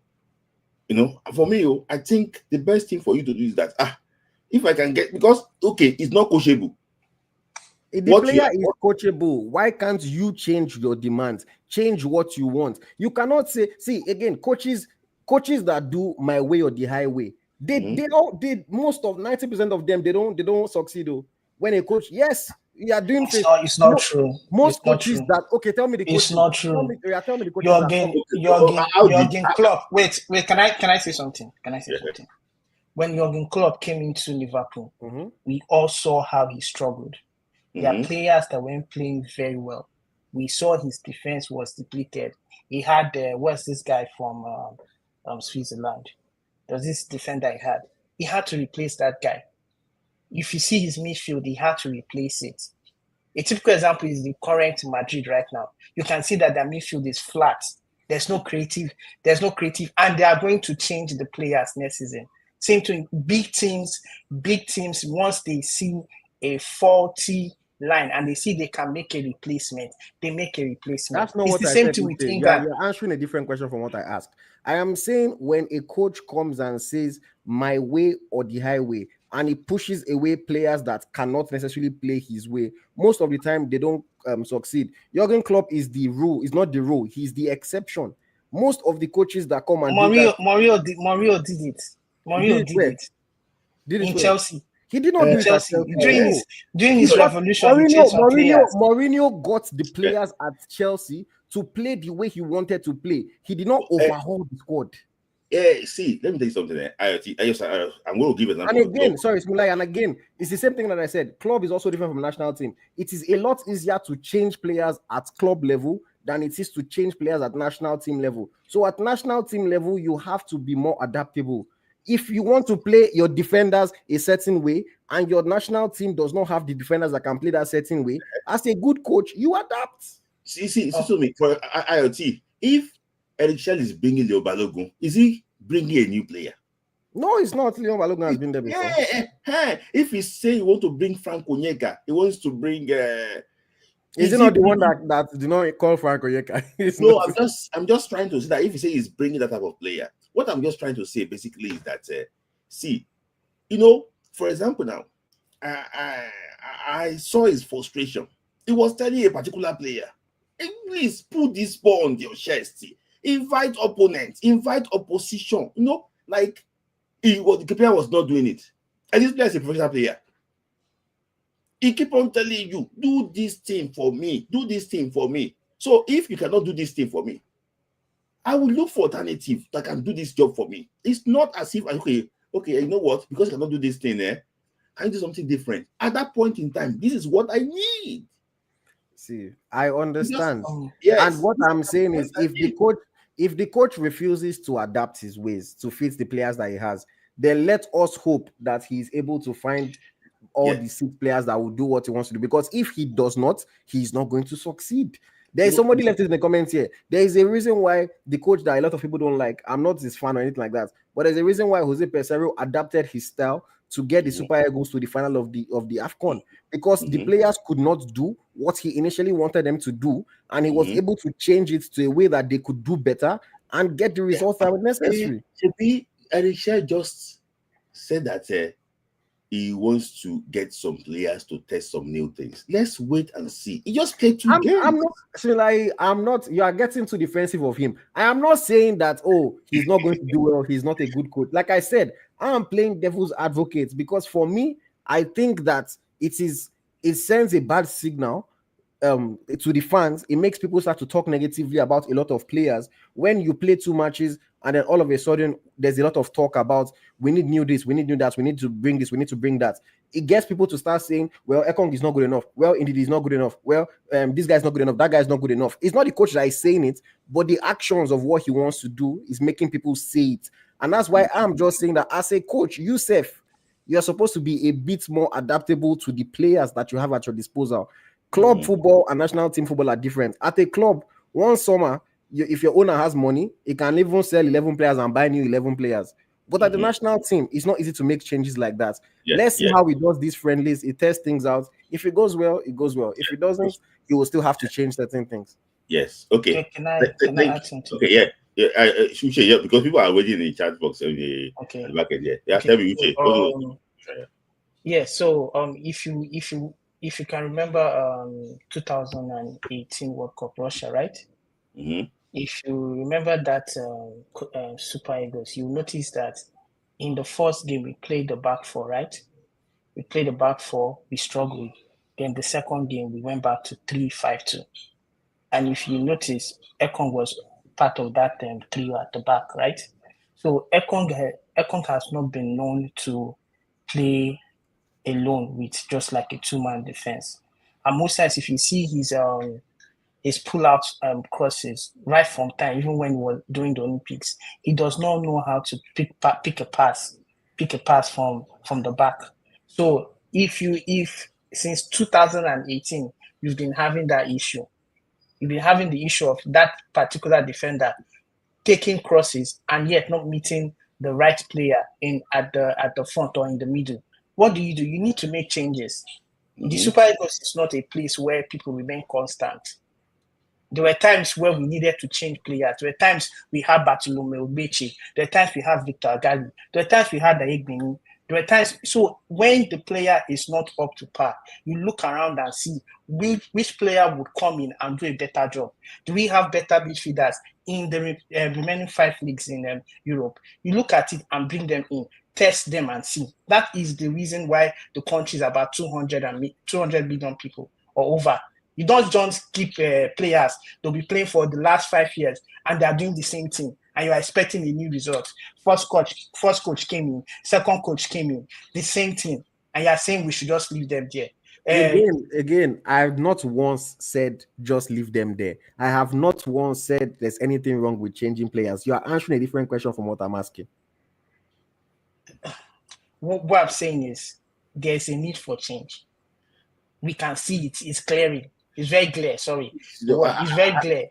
Okay, let me say this. IoT is playing the devil's advocate. So that, but I just, in my own opinion, I just think that what I not add there is that you know already that some of these players are too comfortable. I know. I agree. They are too comfortable. They will play. I just think that if he sees a player that is running, I can give them competition. For example, now the guy from AC Milan, he knows that these people, they don't start and they go bring me in, and I will do what I want to do. That is it. So, and I don't expect you to see anything different from him in 5 years' time. He still play as if the way he played 7 years ago. I mean, that's the same thing. It's not any difference. So I just think that some of these guys need to sit up. So that is that. So Uche, any other contribution before I actually what? Let me just bring one person. In regards to I don't please. I'll take your contribution, then I will bring you and Uche out before I bring Chris and. In regards, to change phone. No, but the laptop clearly, I just changed from laptop to my phone. Sorry. Okay, Uche, let's hear from you quickly. Yeah. Yes, in regards to coaches, like being owed their salary, I want to ask a question. Is there the same way the European coaches take NFF to CAS? Is there no way that our local coaches can take these coaches to?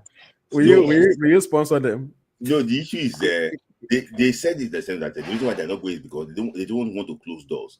There's one adage where we come from that if you take people to courts, you cannot come from court and be friends. You know that? You cannot come back from court and be friends. You don't. But you can look. You need your money, right? It's like from what I'm hearing, it's close to $126,000. If you get that money, you don't need to come back to that same place.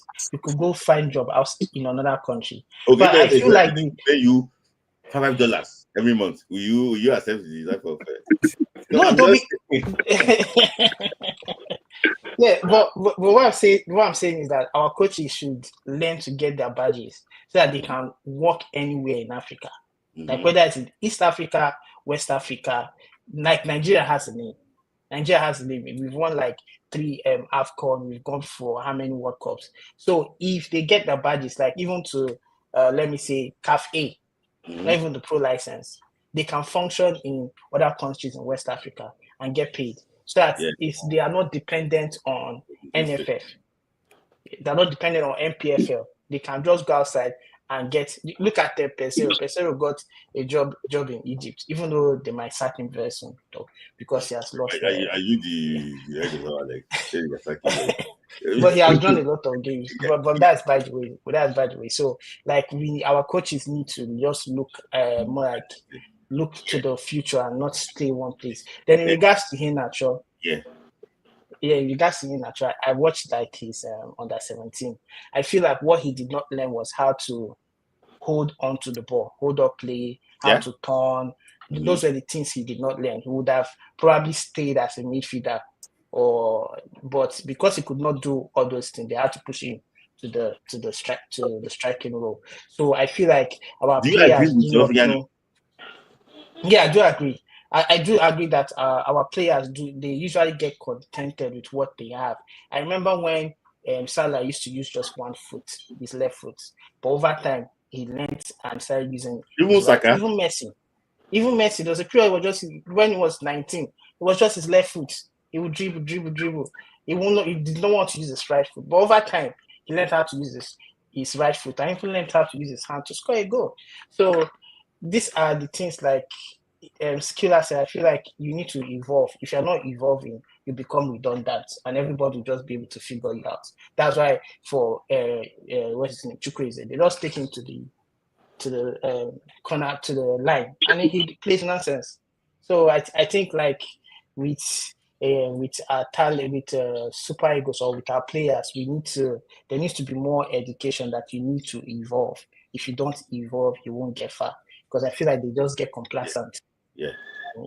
Same thing with Boniface and the rest. Yeah. Thank you, Uche. So I just like to bring you. Thank you for that contribution. I must still bring you back, but thank you very much. Thank you. So I just quickly your final comment. I like the fact that you said you wanted to play the devil's advocate, but I can tell you again that for West Ham to have won the Nations Cup, I can tell you the number of players that West Ham used. He brought the players in 1990, he dropped them. He brought some players on 1992, he dropped them before he could achieve his team. So coaches can come in and drop players, especially players that they feel are not more productive. That's the thing of that. Sorry, Mr. Dodson. You guys, I did not make myself clear, but why is everybody responding to what I did not ask or say? I have not seen coaches can drop players. It is football. Of course, coaches can drop players. What I am saying is, if a coach says, this is the way I want to play, his philosophy, his tactics, and then the players that he has at his disposal are not able to play exactly how he wants to play, you know what the best coaches do? They adapt. They figure it out with the players that they have. Of course, they will change pieces here and there. It's normal, but they figure it out. It is not easy to overhaul a national team after 2 matches and bring in, it is not easy. It's not, I think Michel is not trying to overhaul the team. I think he's trying to bring LD competition to the team. Like I said earlier on, before my internet messed up, that bringing some players to the team will even make some players, to sit up. It's made them to sit up. It doesn't mean that the ones coming are going to bench them. No. See, I'm telling you, as player can testify to this. The matches of the winning under 70 of 1993 and Olympic 1996 put some players on their toes. Kanu said, put some players on their toes that, hey, look at these guys coming up. See, that what I want is healthy competition. Yeah. I'm not saying the players should leave the team. Now, Delanco can come to the team now, and Chukwu will start training all by himself and become one of the best wingers. It is possible. Yeah. So I don't think just like tell you if I get you. For example, now if a player comes in now and the player he can't perform better than the other one, so it's normal that even fans will support. Okay, let this guy continue. But I know that Michel is not crazy. He just wants to have alternative. That okay, it's not as if plan A where I get now I will get. Sometimes if things did not go according to plan, I can change things around. How will you want these boys to play 180 minutes in 4 days? AFCON in the D. Why won't you be working on the pitch? No. You have to allow them to rest too.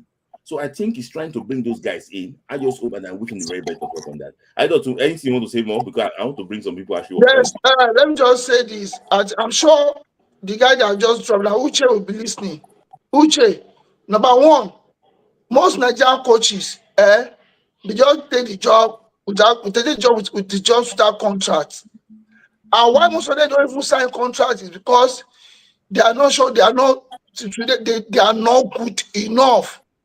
Now you cannot tell me that Eguavon and Ben McCarthy will submit their resume to Kenya FA, and Kenya will employ McCarthy ahead of Eguavon that has won bronze at the AFCON before. They want to go with Eguavon, but these guys too, they are not sure themselves because they are not up to date and they are not good enough. That's why most of them are scared of going to look for a job outside. Hence, they will not want to call us NFL to give them their money because they know they can't get job anywhere. But I'm saying that get the one, collect your $120,000, go and get yourself equipped and go to some African countries, Uganda, all these East African countries, and get a job. You can even play against Nigeria. Look at Kwesi Appiah. When big Ghana home and away, now they know him. They do go play against Nigeria and beat Nigeria with you and see if they not call you back. Go to Ghana. Go Tanzania. If you don't get a job there, you get somebody different. Yeah, go Tanzania. Go and coach Singida Stars. So I know to thank you for joining me. Yeah. You start with serious notes. You end with comedy. Thank you. Thank you. Yes, right. Thank you. Thank you. This is comment quickly from Bentley. So that thank you for your gift. The team last lacks balance. We want adaptive sports. So let the coach inject fresh blood into the team between. I love you guys. Keep it up. Thank you for that, Bentley. So IoT you can leave. Okay. So I can bring this on. So IoT, do you want to say anything to what I just said? Or you Dino also wants to come and attack wants to come and debate me too. So let me hear from Dino so that I respond. Yeah, my brothers. So sorry, before I go to you, Chris first, please. Chris, I beg, let me hear from you. Long time. Hello, guys. I was just listening to what IoT and the other guy were arguing about, and the whole thing about the coach needs to adapt and all that. I mean, like, with what IoT said, obviously he's right in some ways because I mean, like, in situations where let's use a club side, for example. The season starts and two of your best players get injured. Now you can't play the way you're supposed to play. You have to adapt and try something different to help the team. And also, if you're a national team coach and you're coaching a country where they don't have good players like that can, help you utilize run the formation you want to use, they chew your philosophy and everything you want to do, then you have to adapt and try something different. But for Eric, Nigeria has so many options he can pick from. So, and I think if there's one thing that we've always been talking about here is the fact that our team we need to rebuild because it's been like, even like before the lineup came out, dropped for the World Cup qualifiers, one player that I was not that I was saying that I don't think he should be starting for us was Ekong. I never that was one thing I was thinking in my head, like, Ekong can't start for us anymore. Because the only time he looked good was when we played 5 defenders. If you're playing a back four, he doesn't look good. He's horrible when we play a back four. When we play that back five, that's when he looks like the best defender in the world. When we play a back five. And that was what Pizarro noticed, and he played that back five with Shei and either, what's his name, Omero or the other guy. So that's like, it's just something that we needed to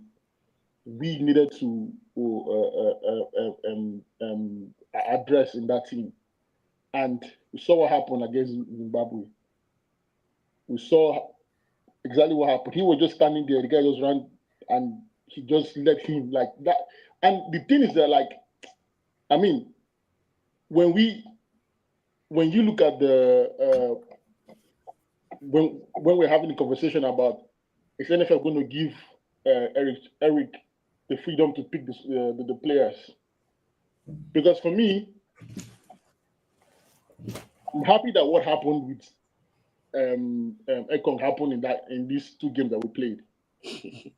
Like, I'm really happy it happened in that Zimbabwe game, because imagine if it happened like in the game against South Africa, or maybe the last, or maybe one of Benin Republic. Against Benin Republic. So I'm happy that it happened now, and everybody saw. You saw the way Ndidi was jogging when Zimbabwe was running that play. You saw the way he was running. You saw the way he was tired. He was gassed. So I'm happy that it happened in that game, because in the next game we have now, we can't afford any mistakes. There are players that are ready to play for Nigeria, that they are ready to die on the pitch for Nigeria. We have players in abundance. So why should we stick with someone because of the fact that he's been here for how many this thing? So for me, I think, thank God we have this Unity Cup coming up. We need that defense. Defense needs to be addressed. The only thing we just have is that we just pack attackers full squad. Everybody say, they're squad. But if you go back and look at it, once you start reading from the midfield, it's just total. I don't want to call everything nonsense, but we just need some players out.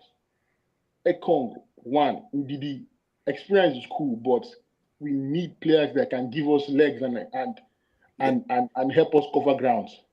So let me ask you a question. Sorry. Do you think that what do you think should be the role of Ndidi? Do you think he should be coming on to stabilize games and when we are leading, or what do you think he should be adding to the team now? For me, I think someone like Ndidi, I mean, the position he plays is one of the strongest positions in the team, and that's a defensive midfielder. He can't do that anymore. So I think for him, it's just someone that maybe we are leading and then we need someone to cover up, But then again, you can't put Ndidi when the game is too when it's 1-0, when we are one go up, because so, but then again, I think if he comes in, let's say later part of the game, still fresh, I mean, he can use his experience in a way. But him playing the whole 90 minutes is danger, bro. It's super dangerous. So, and I think that's the mistake Eric made, allowing Didi to finish that game. Yeah, okay. Let me just say, I think he made that mistake too, because for him to allow the player to play 180 minutes in the space of 4 days and traveling from Rwanda, let me just tell you guys. See, after the game against Rwanda in September, they would take off straight away to South Africa, a much longer journey, than Rwanda. So, in my own opinion, it's even more, it's going to be more stressful. So, if he's going to do well in South Africa, and win that game in South Africa, it needs to actually it needs to refresh the team very well. So, okay, you know what? I just want to ask him a question, Chris, so we can respond to everything together. Chris, let me ask you this question.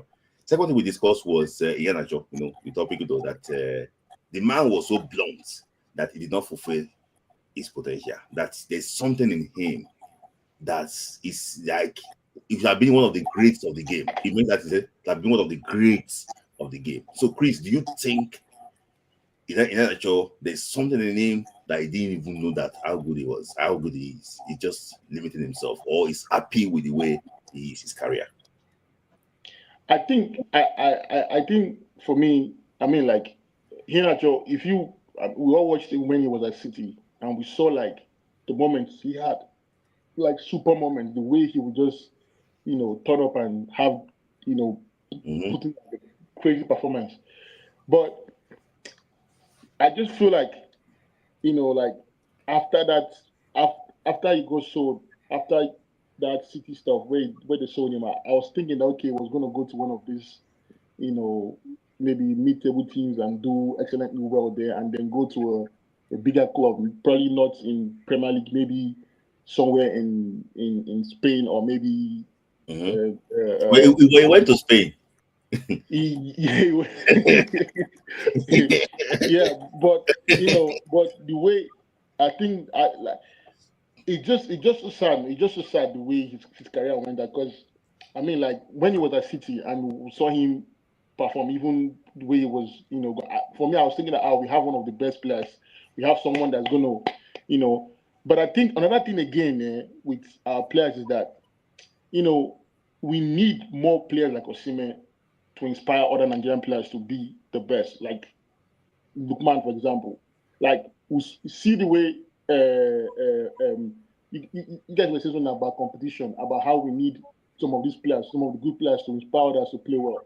Because I feel like when what's his name, Kelechi was at City and he was doing what he was doing, I think at that time he was the only young player we had that was doing something at that level. Alex Iwobi too, on Arsenal. No, I mean, like, I'm talking about like players that started from Nigeria. Yeah. You understand? So, and I feel like if we had like more players, if we had like maybe like someone like Osimhen during that period, I feel like that would have helped in some way to keep him on his toes. But I mean, he was a senior man then.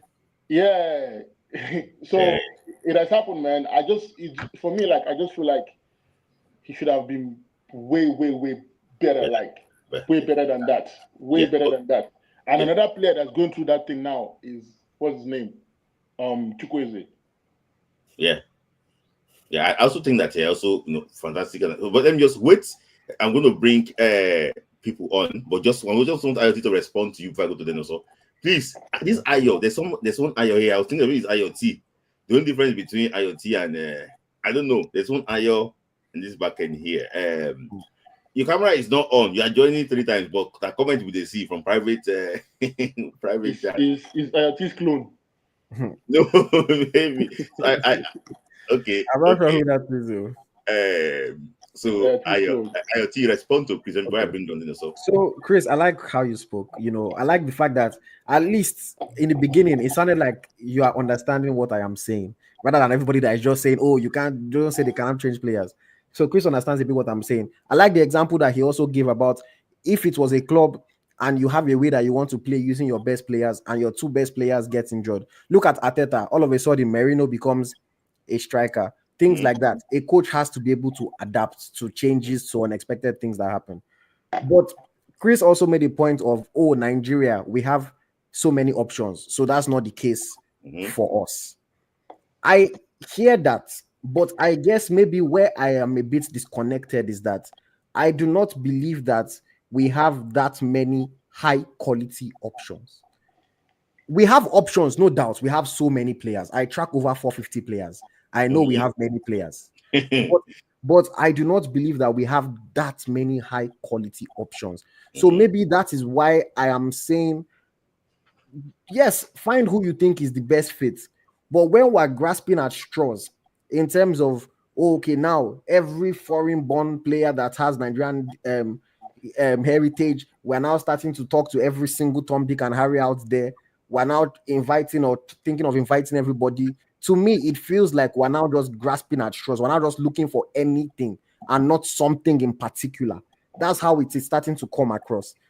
Smith, like I also said, it is also now painting the narrative to the fans that the current set of players are just not good.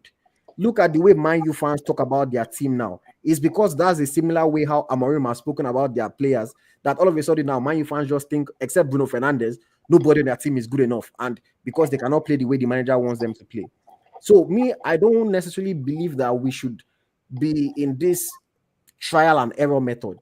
The coach should identify exactly what he wants and exactly who he thinks can do it better than the player that is already there. And then you call that 1, 2, 3, 4 players, if it's those 4 players that you've completely identified. But right now, it doesn't seem like he has identified the exact players. It seems like he wants to test a bunch of people out and see which one of them is going to be able to do the job, which is not necessarily a bad thing, but it does not put confidence in me. So Chris also made a point about William Troost-Ekong, how we've all known that Ekong struggles in a back 4, but he does well in a back 3. Just like we saw when he won the best player at the AFCON in 2024. Yeah. If Chris, Ayoti, Dinonso, Smith-Lai knew this, why did Eric Shell not know it? If Eric Shell played Ekong in a back 4, and then his weaknesses that we've all known have now been exposed and has cost us, why is it Ekong that is getting insulted? Why is the coach not at fault there? Do you get what I'm saying? Then when the coach now starts telling us, we need to find another center back, it now further pushes people to say Ekong. But we all knew that this guy is not good in a back 4, but you still played him there. It's the same way. Look at I'll use Chelsea as an example. Everybody in the world knows that Sanchez guy cannot use his feet. He will keep making mistakes. So for every mistake he makes with his feet, it's the coach that has to take the blame, because you are the one that is pushing him to keep doing that thing. So while Ekong obviously is a player and he has to hold responsibility, we also have to look at the coach that is making him do things that we all know he cannot really do well. And let me just wrap up my point. The final thing I was going to mention is that with Ndidi, for example, I have to disagree. I don't think Ndidi is a come off the bench player. I think Ndidi is a play 60 minutes player. We know that Ndidi cannot last the full game, but the only player that we have amongst all our pool that is currently, that has sworn allegiance to us at this point, not the ones that we're trying to convince. The only player that we have that can tackle and win the ball back like Ndidi right now, close enough, is maybe Frank the Tank Onyeka. Again, it's unfortunate how errors can just wash every good thing away from people's mind.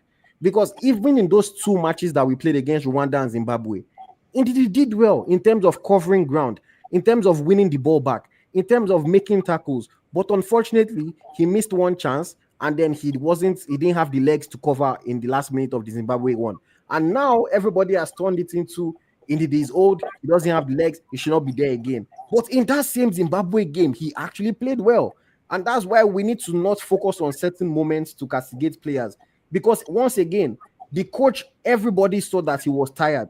Why did the coach not sub him off? And then now, when he makes an error, he doesn't do a job, it's the player that gets insulted, and the coach just wants to go and find somebody else. That's the reason why I'm saying this thing, because it is very easy to blame players, but the coach holds a lot of responsibility for the bad performance of the players as well. Okay, I actually agree with you on what's that, because if I should mention some different, so let me just, please, thanks for just for joining. Let me go on. Thank you for joining. So, but I see if I should comment on that. I think I'm defending Michelle again. I'm tired of being his spokesperson, but I just like say that Ekong did well in some certain areas. In that game against Zimbabwe and Rwanda, but it's just it's just unfortunate that they just showed this limitation, towards the end. So, it might have got away with it now, and nothing will not happen. But it's just that moment just occurred. So, for me, I knew for sure that he wanted new players in this qualifier, but he was advised not to invite some new player because it's a crucial game. As it's a friendly game between this window and the next window. That's the reason why. Okay, he was so sure. Say he wanted some players. Say he wanted to bring in some players, but he said, no. You have to stick to it. He was advised to do that. I can tell you for sure.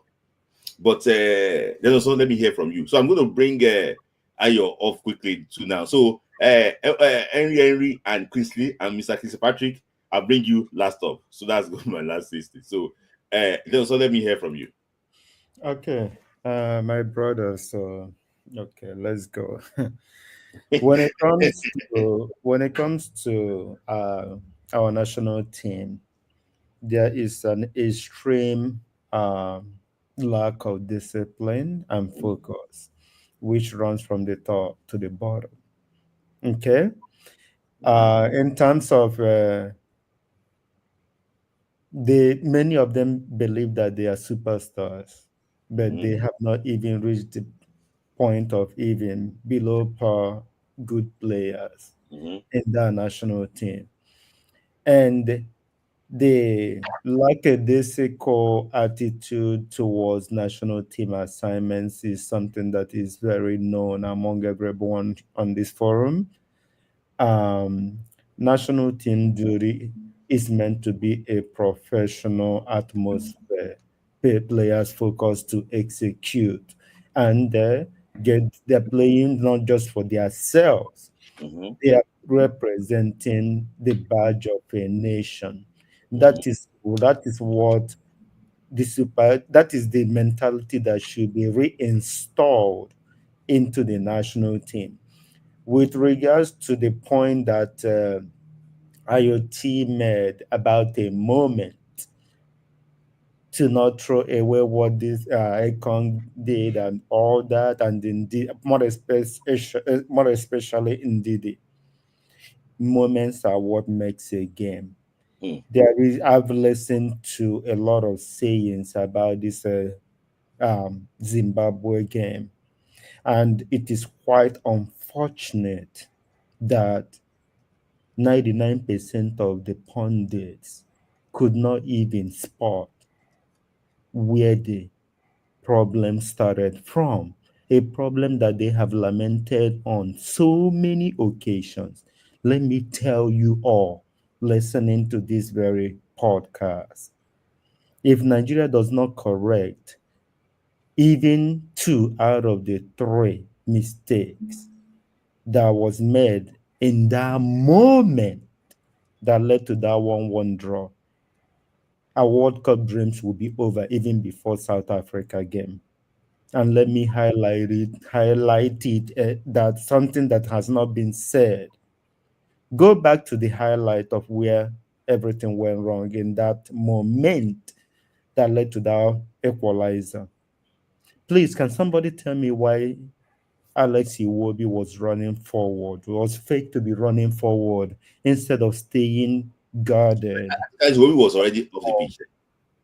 For Alex Iwobi, no, I think was on the pitch.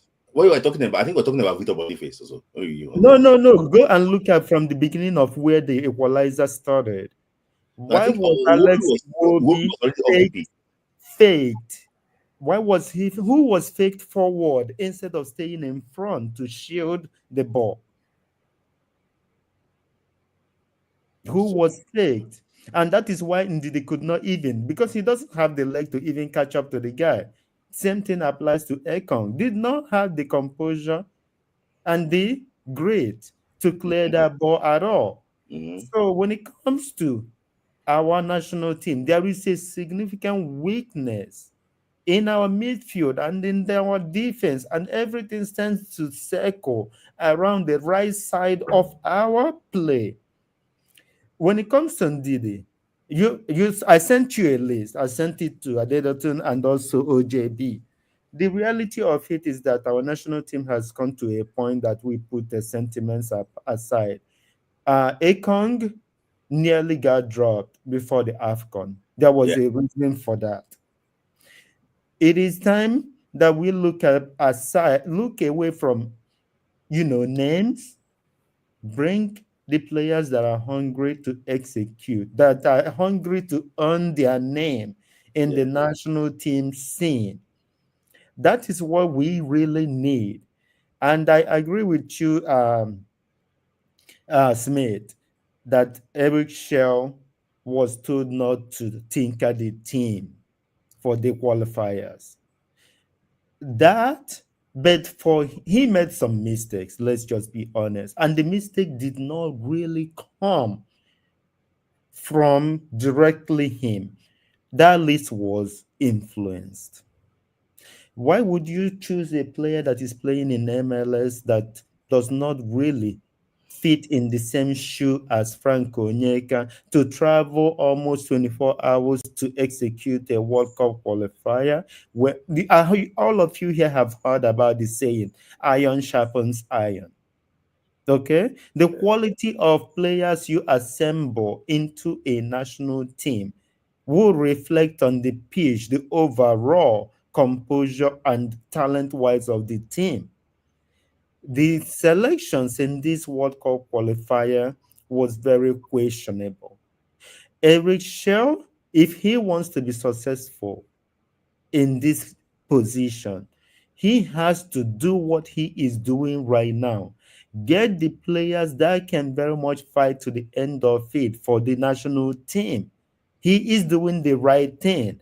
I believe that this guy has a philosophy and a style of play that really matches Nigeria's style of play. But he should be allowed to very much choose his team. If you doubt that he was not influenced, let's go back to Austin Eguavon's statement. He was told, if you don't play ball, if the result doesn't go your way, we have a right to very much get you out and look for another person. That is not the type of way a national team should be run. It's not the way at all. And I'm saying this again. It is time for us to look for the right people in our central defense. Okay. And also, I actually agree with you. But let me just hear from IoT. I know IoT from Ayo. I know I've been coming. I've been sending comments in the chat box. Ayo, thanks for actually joining. I think this is the first time I'm going to see your face. I'm going to still come to you then also. I believe he has been on the Nigeria FC podcast before. Oh yes. This is the first time. Yeah. Okay. So thank you for Let's hear from you. Yes. Okay. So thank you for letting me in. I appreciate the opportunity. First of all, my condolences to the chairman and his family, Christian Chukwu. He was a legend. I wasn't born when he played, but I was able to watch some blurry YouTube videos in the past, of how we played, and he played really well. It was blurry then. So the second thing I want to talk about is, you see, our coaches, when they say they don't want to take NFF to court because they might not get jobs again, is absolutely ridiculous, to be honest. You need to have a contract. If you don't have a contract, you can't, I don't know how you can. I mean, IoT, we have them for that contract. A contract is king when you go into arbitration, the small sense. So when they say, in fact, even if you go to court and you win that case, the money that you make from that case can settle you retirement, everything, and just sit down and just be watching. Because, so it's kind of funny to me when they say they don't want to go to court because they don't want to get jobs. And I've been stated on this platform that they also need to go abroad. You need to show your skills. You can't go to Kenya and say you don't have a contract. I mean, these things, when Europeans or people from outside Nigeria watch this podcast and they're hearing all these things, you just be laughing at us. It's ridiculous. For me, that's what I think. So concerning what IoT said, I think he made a very good point. He made a very good point, and I understand. My understanding is that what he was saying was that Eritrea should be able to adapt that Nations Cup team, instead of testing everybody now. But I think the problem is with the NFF. I have made a good point. The NFF have raised our expectations too high because what Eritrea is doing is testing. It seems that he wants to revamp the whole team, with the opportunity that he's a good coach. But maybe they're not communicating it to us, 250 million Nigerians, that maybe we are not even concentrating on the World Cup as much. Maybe we are looking at Nations Cup. Maybe he's revamping the team. That's the way I see it. The expectation is too high. People still believe that we'll go to World Cup. I want to go to World Cup. I want Nigeria to go to the World Cup. But, the expectation is too high. We've messed things up in the past, the games we should have won. Now we have given him a tall order.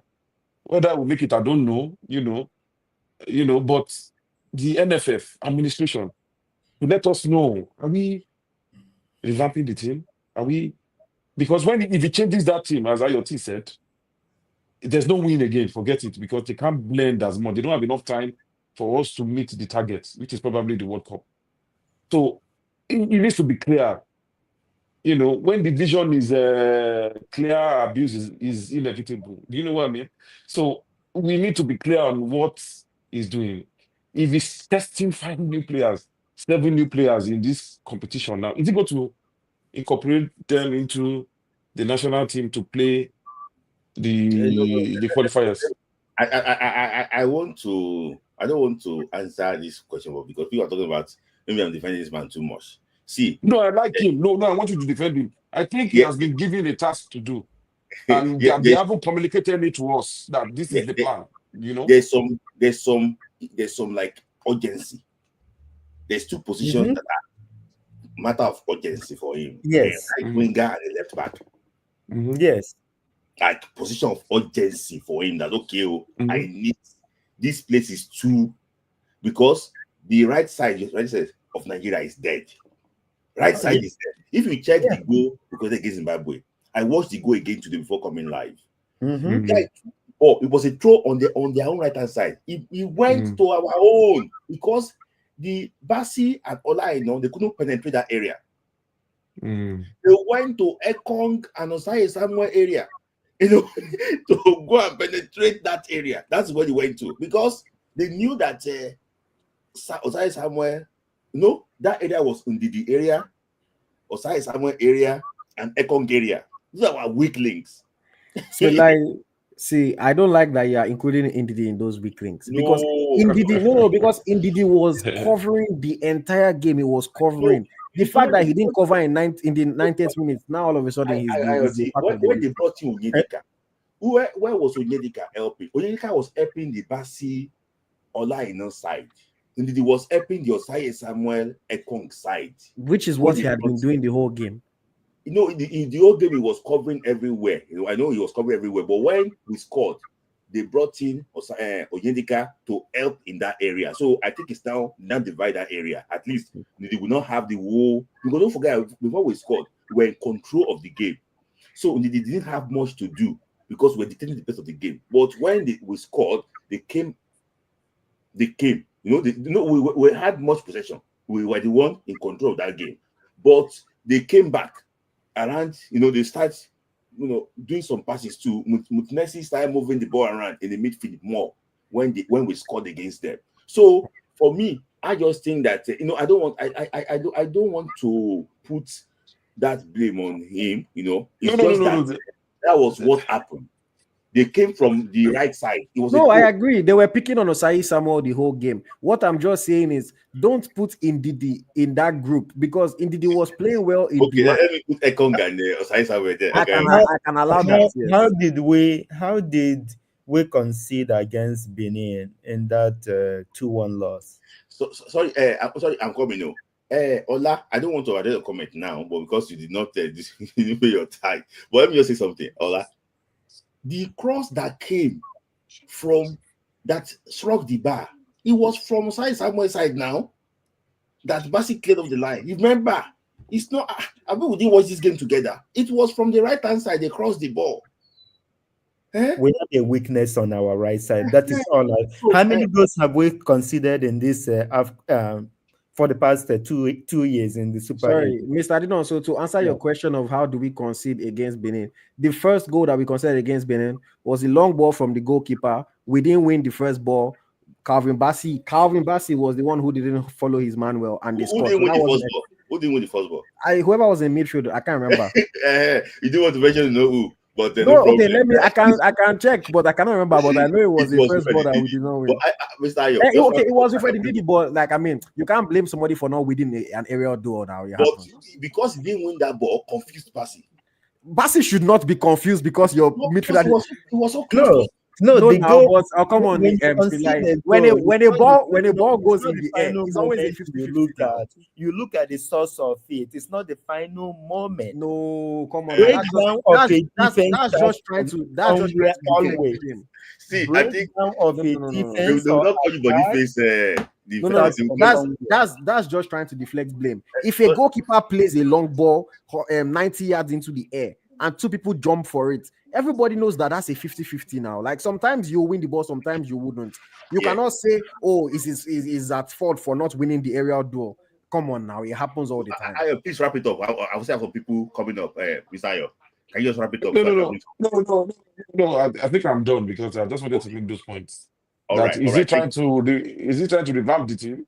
To win, to qualify us to the World Cup. The team we have cannot qualify us for even AFCON. Let's be honest with ourselves. So let's reduce the expectation. Already qualified for AFCON now. It is Libya that gets you the AFCON. Let's reduce the expectation. Let's communicate to people that this is what he's doing. That so that the expectation is so many people. It's not about reducing expectation. It is about changing the professionalism and mentality of the team. Yeah, let me just say, changing that and finding players that fit into the mold. It's not just revamping the team. It's like closing the gaps in the team.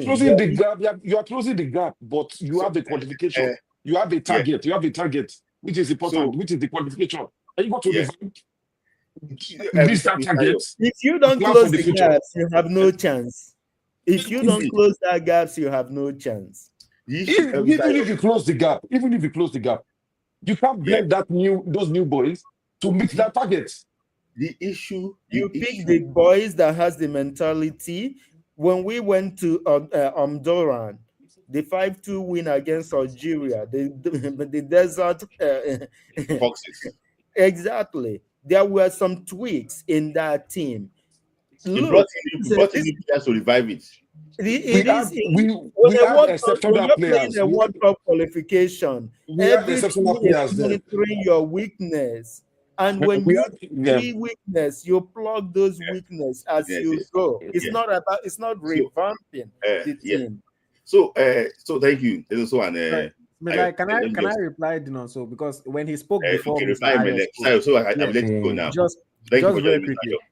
So when so started speaking, he made the point about indiscipline in the squad, which we've all spoken about. We all agree that the players don't come with the right mindset, they don't come with the right level of determination, seriousness. So nobody can debate that. We see it.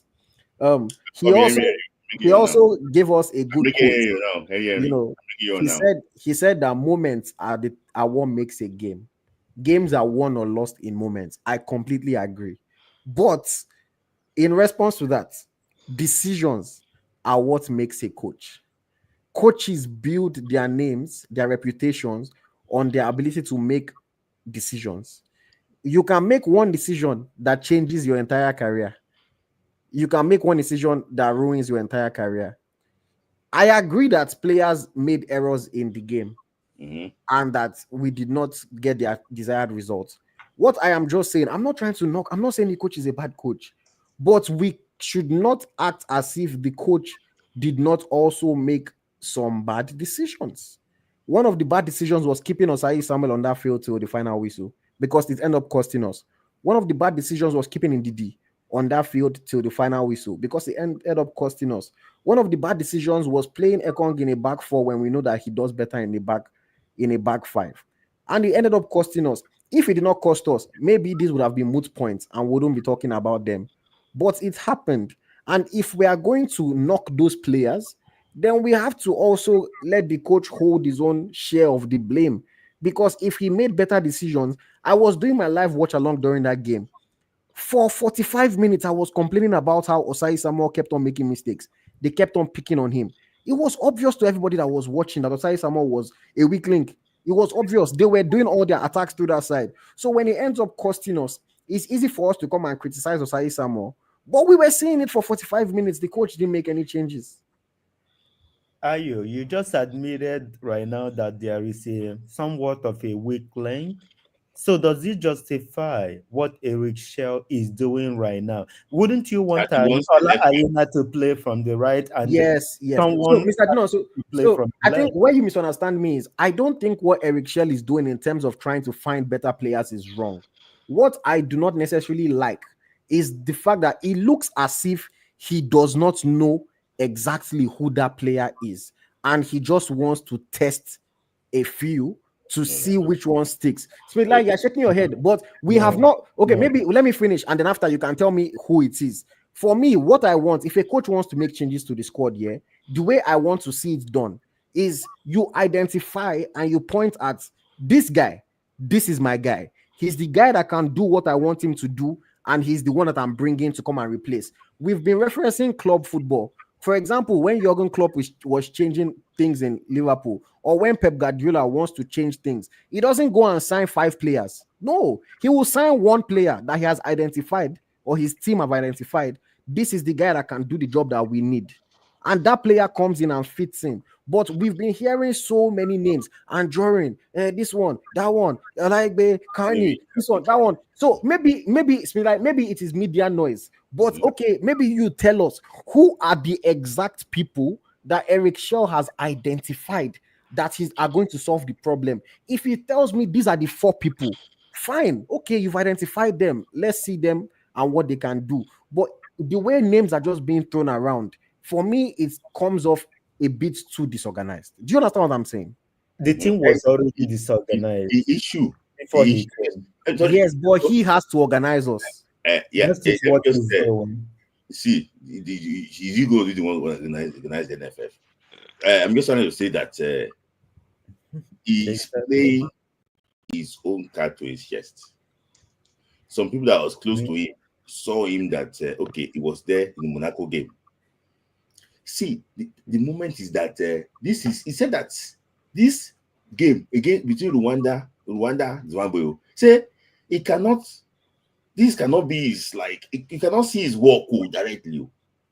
That the main work will come in September, that he will know the players.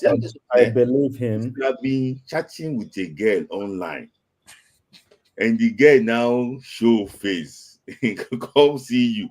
I think you want to know the girl well that he has been talking to this guy online on Zoom. At least he spent 7, 8, or 10 days with them now. That he knows them. He knows that this one, I know we'll call him again. This one. Exactly. Some players are not getting called up again. Exactly. So it's not about, see, let me tell you something. African football don't pass for us to say, okay, names. If you come and you do the job, chicken up. That is it. You come, do the job, but it's not as if you come and you go do rabaraba. You are doing this, and you are saying because I'm a big player.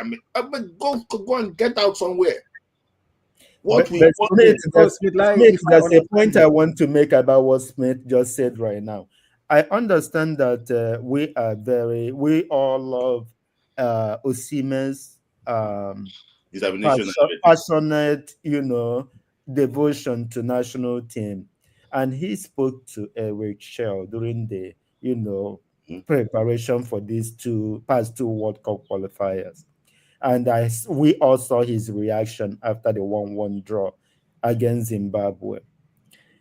At some part of me, I would say 10% felt sorry for him, and 90% said, when are you going to stand up and speak up?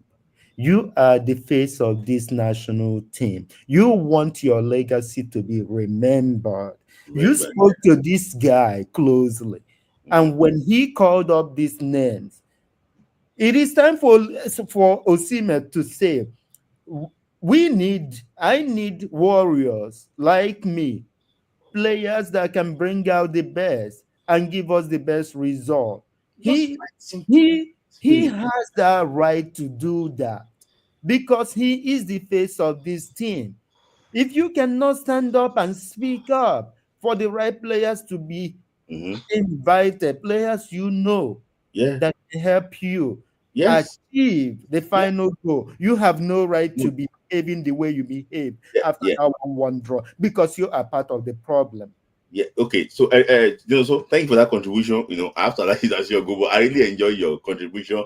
And even from the comments in the private section, I've already enjoyed it. But there's going to be conversations about when the list comes out and when the South African point two also comes out too. Because when South African point comes out, there's going to be a clearer picture now for him. Now, okay, how can you qualify for the World Cup? What's going to show what happened? So there, we now know that the game in Johannesburg is going to be winner takes it all. For me, I still maintain that I told you earlier, I don't expect him to win the 6 games. He can snap a magician. What Guzo is saying online, say, hey, he's going to win 6 games. I don't expect that. There's going to be games like this on the way. I know that. But I can tell you that if this guy, they give him the chance to do what he wants to do, to get the player. Because, for example, now, he submitted 9 players to the NFF sometimes ago. I don't know how they are working with it. But I know that one person is calling player. I don't know. Maybe they are working with it. I don't know. I don't have any update about that. But if they can support him to administratively about it, and they can get those guys, even if not all of them, just get like 4 of them, to actually work to help him. Let him play. Let him see what he can actually do. So then they can answer, okay, we don't give you all the support. So if you fail, now the ball not did. Because now they are paying the players, they are trying to do everything for them to make sure that they are doing well. So for me, I still believe in him. And I trust him that he's going to do well. The game in South Africa, there's still Unity Cup between them, and we also have the CHAN self. That's why he told Papa Daniels that he's not travel. He wants him to play the CHAN in August, so that maybe some players in CHAN can even, claim something before the World Cup, because there's still a lot. It's a road. It's 4 months away now. Probably 4 months away now, but there's still a lot of things before that game. So then also, I'll allow you to go. Thank you, Joseph, for joining. Sorry, Smilai, let me just say something. I don't know if you've thought about being a politician, but you'll be a good politician, Smilai, because you successfully, what you do sometimes, you don't address the points, but you say what the people want to hear, and then you end it there. Because, okay, so now let me just understand you properly. What you are...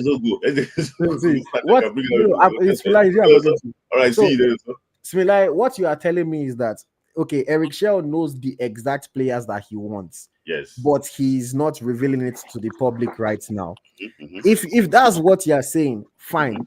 Ultimately, when he releases the list, he will have to reveal it to the public. Yes. So fine, if he doesn't want to tell us yet, he should not tell us. My own thing is that, like, can you accept that as much as players made errors that we are critiquing and while people are insulting some of them for, can we also accept that the coach made errors that he also needs to hold blame for? No.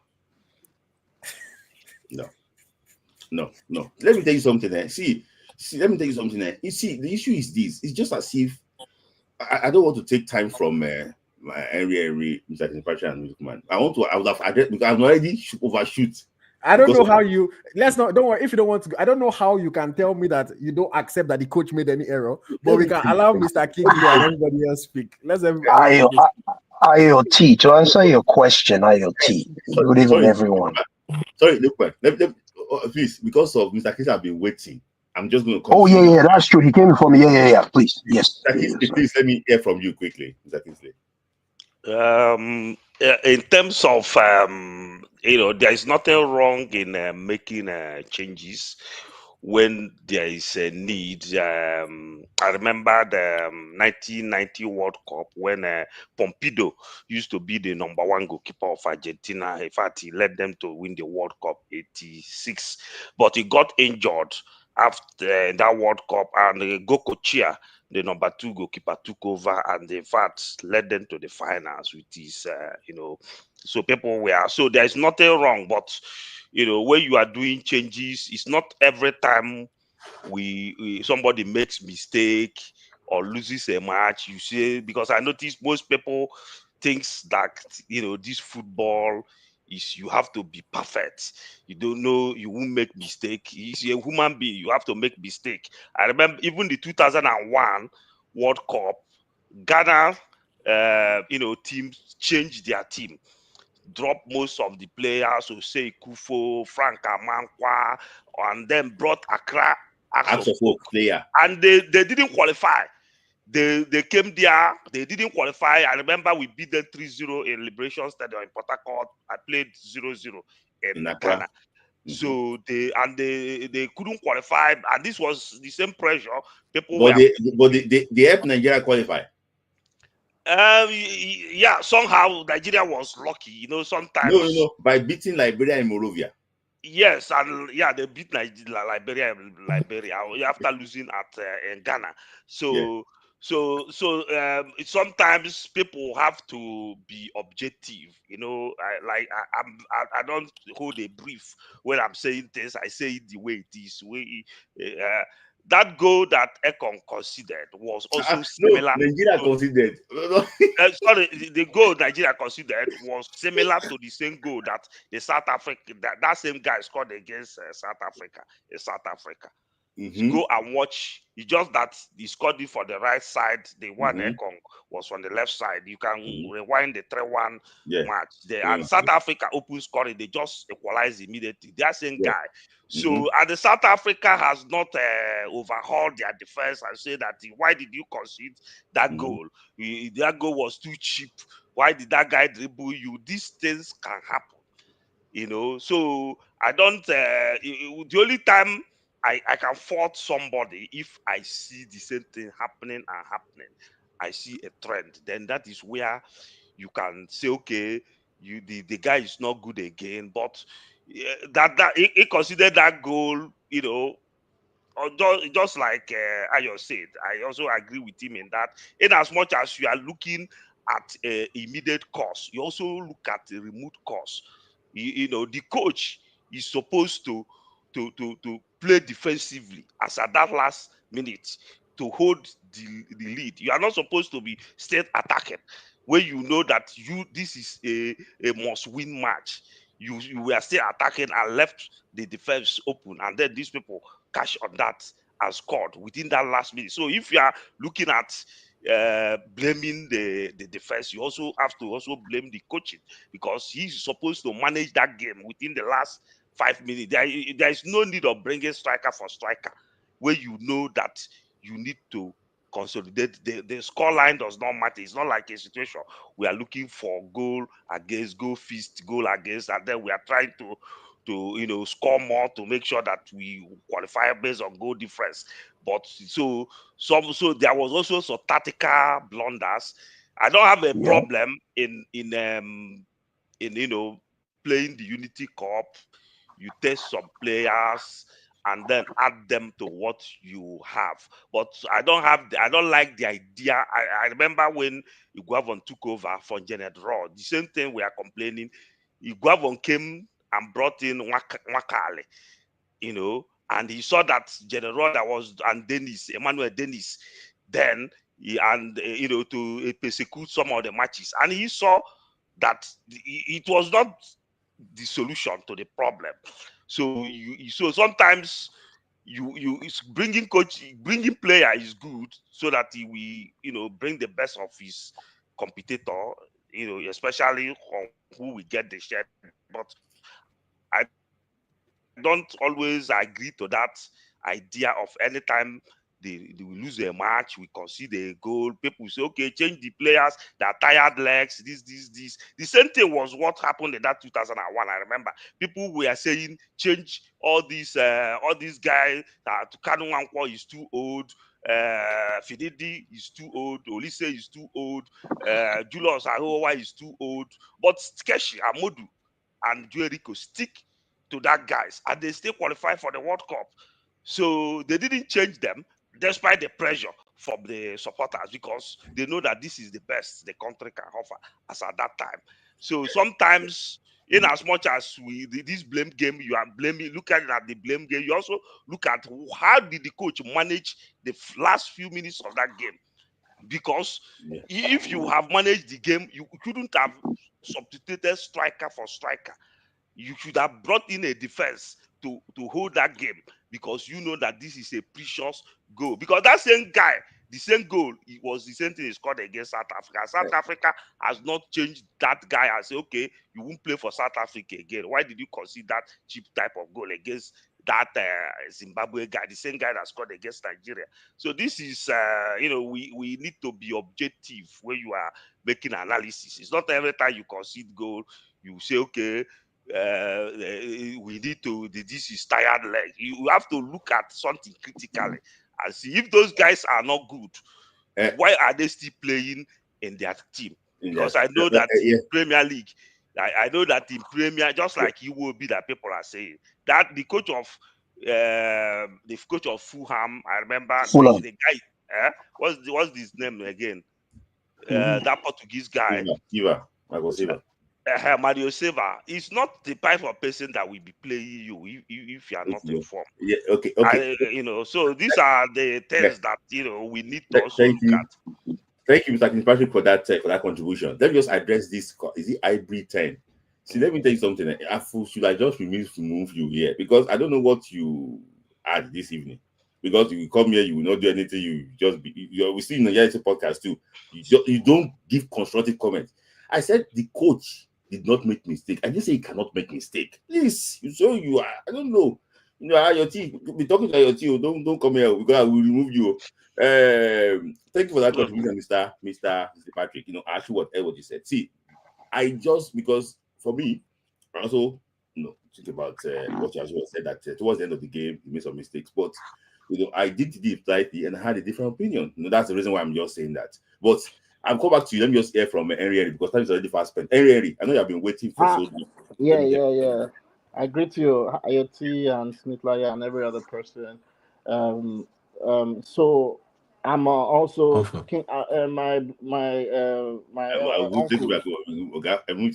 Oga said it right way. Kingsley, Oga Kingsley it was my opinion too that I think the coach made some mistakes in the last minute of the game. I've been on that. I've watched that game over a few of the clips over and over again to know that there was no pressure on the ball from the middle of the pack. Not from the. I know Smith-Laya always target Boniface, but I don't think it was him at all. There was no pressure on the ball. He said I'm targeting Boniface. People. No, I know. Smith says no in the game. You always sometimes you say it's Boniface did not press the ball. Mm-hmm. I don't think there was anything he would have done. He kept the shape of the team. I think he kept the shape. The two attackers. I don't want to mention that today. But there was no pressure on the ball from Lookman when the ball passed Lookman. Before that event happened, the thing wanted to happen before. Osayi Samuel was much more up the pitch and he pressed the ball and he got the ball. You go and watch the series of events. He pressed the same. They went through the right. He pressed it and got it. Especially after they made those series of substitutions. Because those substitutions, I think he gave them a bit of space to move the ball. Then, in the second series of events that led to the goal, the fullback of Zimbabwe went up front. Now occupied the Osayi Samuel. Osayi Samuel was now occupied. You understand? And so when he was facing the ball, he was facing two players, which should not be happening when we are defending. Who should be happy when we want to? There was a guy with the ball. There was a player to his left that wanted that wanted to go forward. Mm-hmm. And then there was a player running off Ndidi. So what do you want him to do? I don't think he made the right decision to stay and make sure the one so he wouldn't have given him the outside. That was the right thing to do because it was open. Ndidi was right there. Get the ball from Ndidi. But I mean, the game is past, honestly. I don't want to dwell on that game. The mistakes happen, and it's not to do or die. It's a game. I think Zimbabwe also planned for it. This is where I blame I think the coach should have known that it's not a blame, it's a learning process. The coach know that we are always conceding goals towards the end of the game. If you watch the Zimbabwe coach, he said it. He said that Nigeria absorbed the pressure from Nigeria and go and score last minute. That's what they were doing. I think the players we have is quality enough to beat Zimbabwe, Rwanda, and these teams. We shouldn't be having trouble with qualifying. The expectation is enough for these players. I don't think there are not many countries that have the quality that we have, with all due respect. Even though the quality is not super world standard with the rest of Europe, Asia, or America, but in Africa, Zimbabwe is Zimbabwe. They had one Aston Villa player, for crying out loud. Well, look, it's not Rwanda is Rwanda. They could play as a team, they could minimize, but you could force them to make errors. That's why you are professionals. You could look at the game a bit more critically and force them to make errors. Another part of the game that I'm also going to talk about is the NFF is not. I don't think sometimes they help the team a lot. It's like they just leave them to only do the work on the pitch. You understand? The referee decisions in that game was bad. I've said it again. Go and look at small moments in the game. There were little moments in the game. Some of the calls, some of the things was bad. I told you that we had 2 penalty shouts and a red card in that game. If there was VAR, that lounge on Nwabali should be looked at again. Why would you lounge like that on the goalkeeper? Because that was a bad tackle. You understand? And there was 2 penalty shouts, one for Boniface and one for Osimhen. Why were you not looking at those? Those were bad tackles. You understand? And this little moment is not helping. A referee from Eritrea is coming to officiate a game. I don't know Eritrean league. I don't know what, because Eritrea is in a political mess. But I don't know what league CAF assessed. But I will give them the benefit of the doubt. But NFF, this is where NFF should be working. And Algeria, they don't allow any, since that their World Cup, they don't allow any referee to come out. They don't allow them. They will be researching the referees before the game. NFF should also help these guys, researching the referee, making sure these decisions are working for this team. Another thing I would like to say is on the coach, on the coach situation. I think the changes that they want to make in the Unity Cup, it's okay to test players, but they also need to make that judgment to also get chemistry in his team. You understand? So I think that's the judgment he needs to balance. You understand? How does he get the chemistry? How does he bring in new players? I think he also missed an opportunity in the game against Zimbabwe, because it was a perfect opportunity to introduce someone like Igor Ogbu into the game. It was the last few minutes, 5 minutes of the game. Igor Ogbu would have helped Ekong to stay in place. Yeah, you understand? So I think those were little moments that we missed it a little bit. You understand? I hope we can win and I hope we can qualify. But it's now a tall order until I see that 3 points go. I don't think we are going. Until that 3 points for South Africa is deducted, 3 points will come out. Then there is a problem. Yeah. Thank you, Henry. Thank you, Henry. So thank you, Henry. So let me just go to Luke, man, quickly, because I'll have to wrap it up. Let me hear from you quickly too. And good evening, gentlemen. Good evening. Should I drop? Yeah, you can. Yeah, Oh, so that let me just use that Casely too. Good evening, gentlemen. Can you hear me? Yeah, we can hear you. Yeah. Perfect. All righty. I love what you guys do. Just to start with IoT's point, I love the question. IoT, the one thing I will say is you have to, first off, I'll tell you my opinion on the game. I blame the coach in the way he managed the last 10, 15 minutes. But I took away the blame at the same time. And here is why. Pesero lost his first 2 games. Pesero had friendly games.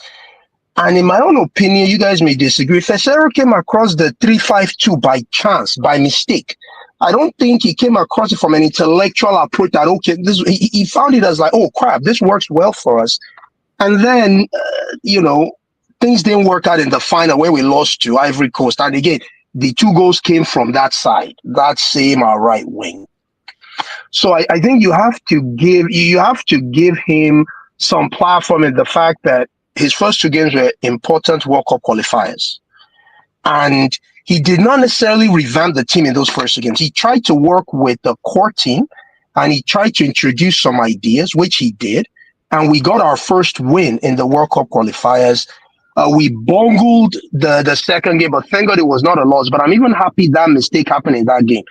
To Mr. Kingsley's point, he said he was bringing on a striker. Let's even give him that argument that he wants to bring on a striker.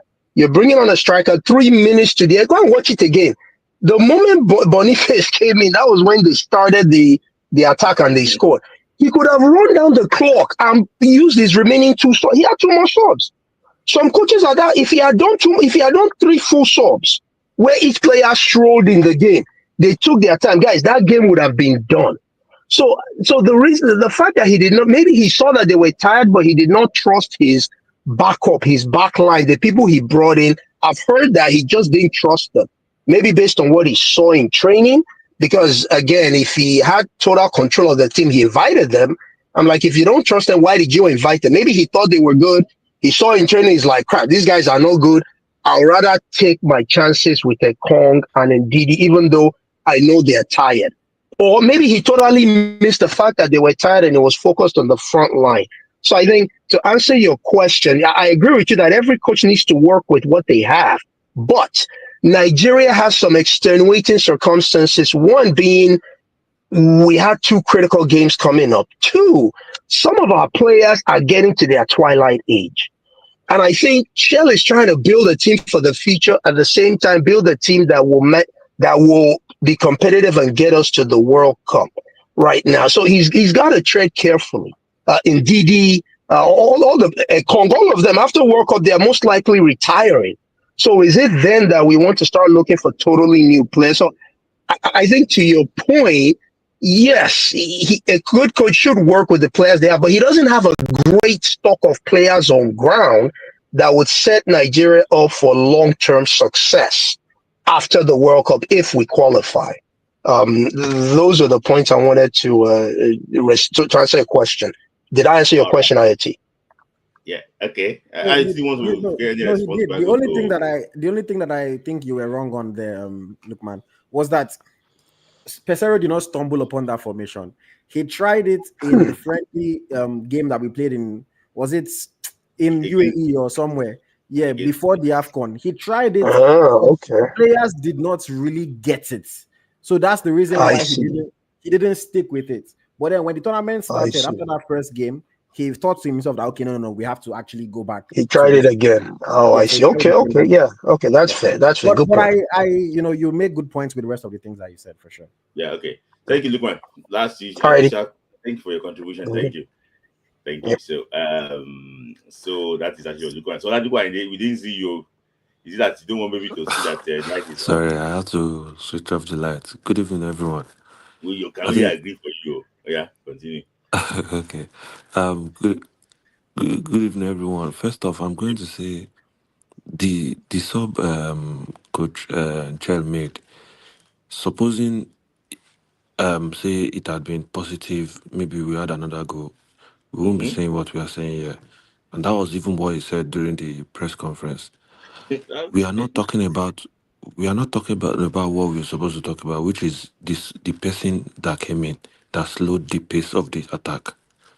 Is the worst forward Nigeria has ever produced at this moment. See, if we had Taiwo Awoniyi don't need to score. He just needs to put pressure on the defense. They won't come out as much as they came out. If you had another type of striker that is energetic, that is ready to attack as much as possible, they won't come out the way they came out. So we should, because I think Chel believes the qualifier might end up being a highest goal scorer type of thing. That's why he needed to score more goals. He wasn't thinking of defense. And then, secondly, I'm not disagreeing with IoT tonight. Number one, Basero is a very wrong coach. Basero is a very wrong coach. That we got to the final was not his brilliance. It was not his brilliance at all. Because what you said now, I can agree to some extent for what you said, which is in 2012, Chelsea won Champions League with one of the worst team. The following season, what did we do with that team? We did nothing. They had to even send the coach away. What happened? It was because we were just destined to win that Champions League. So it was more or less like luck. Same thing that happened in last AFCON. It was just, I would say, individual brilliance and just self-motivation type of thing. It wasn't Parcero's brilliance at all. 100%, it wasn't Parcero's brilliance. What Parcero did in this thing, it was just trial and error.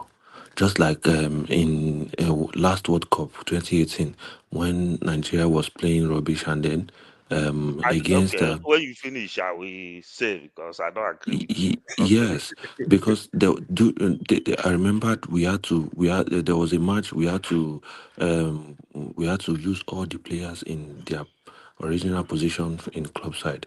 When we put them in when we use all the players, the formation they used to play in the club side, they all did well, and we wanted to continue with that formation. That was what I believe what happened. That was what I believe what happened. And then now we used defense line for we use the kind of formation we used in Nations Cup. It favored us. That was why we had to buttress on that formation, and then we went to the final. So I can't say that formation was what helped. I can't say Parcero did well, and that was what made us get to the final. It was individual brilliance and self-motivation. So that's just what I have to say.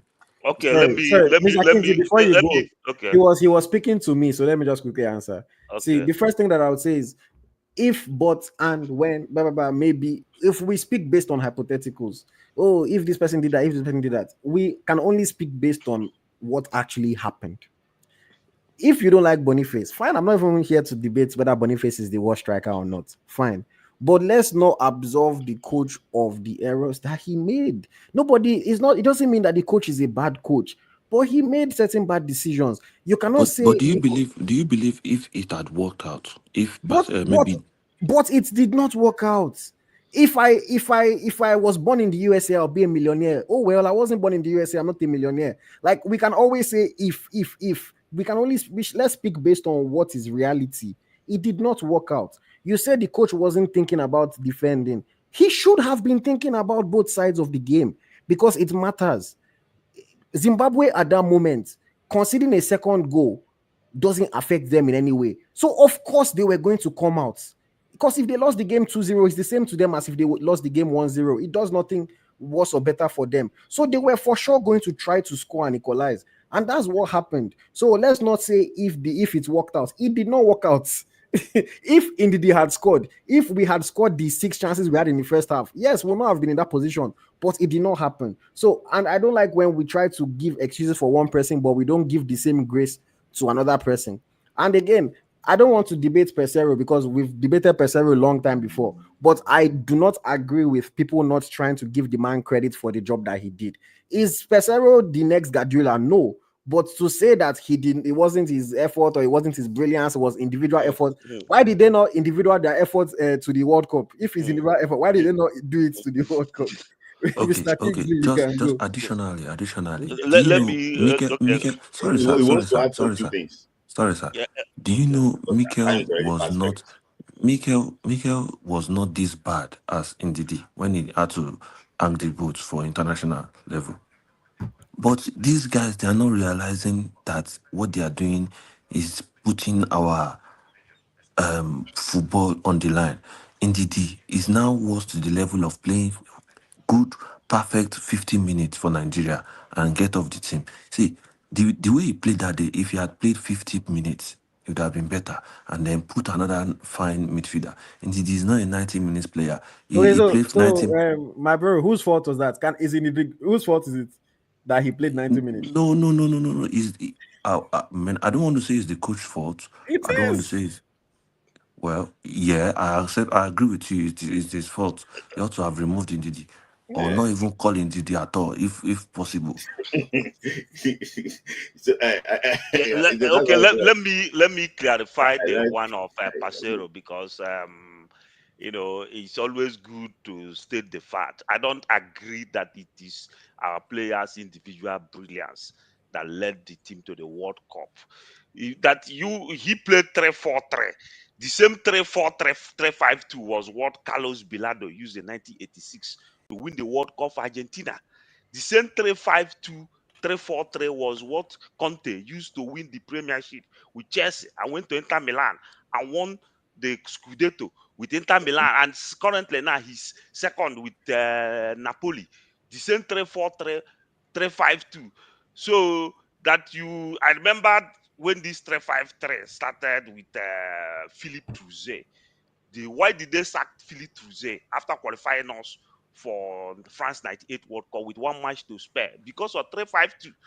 But the same 3-5-2, he went to Japan, led Japan under 21 to Nigeria 99. They came to final with the 3-5-2. Nigeria could not come to final. Fani Amu, that was playing 4-2-4, crashed out in quarterfinal in Bauchi in Nigeria 99. He led the same 3-5-2. He led Japan national team to quarterfinal 2001 World Cup.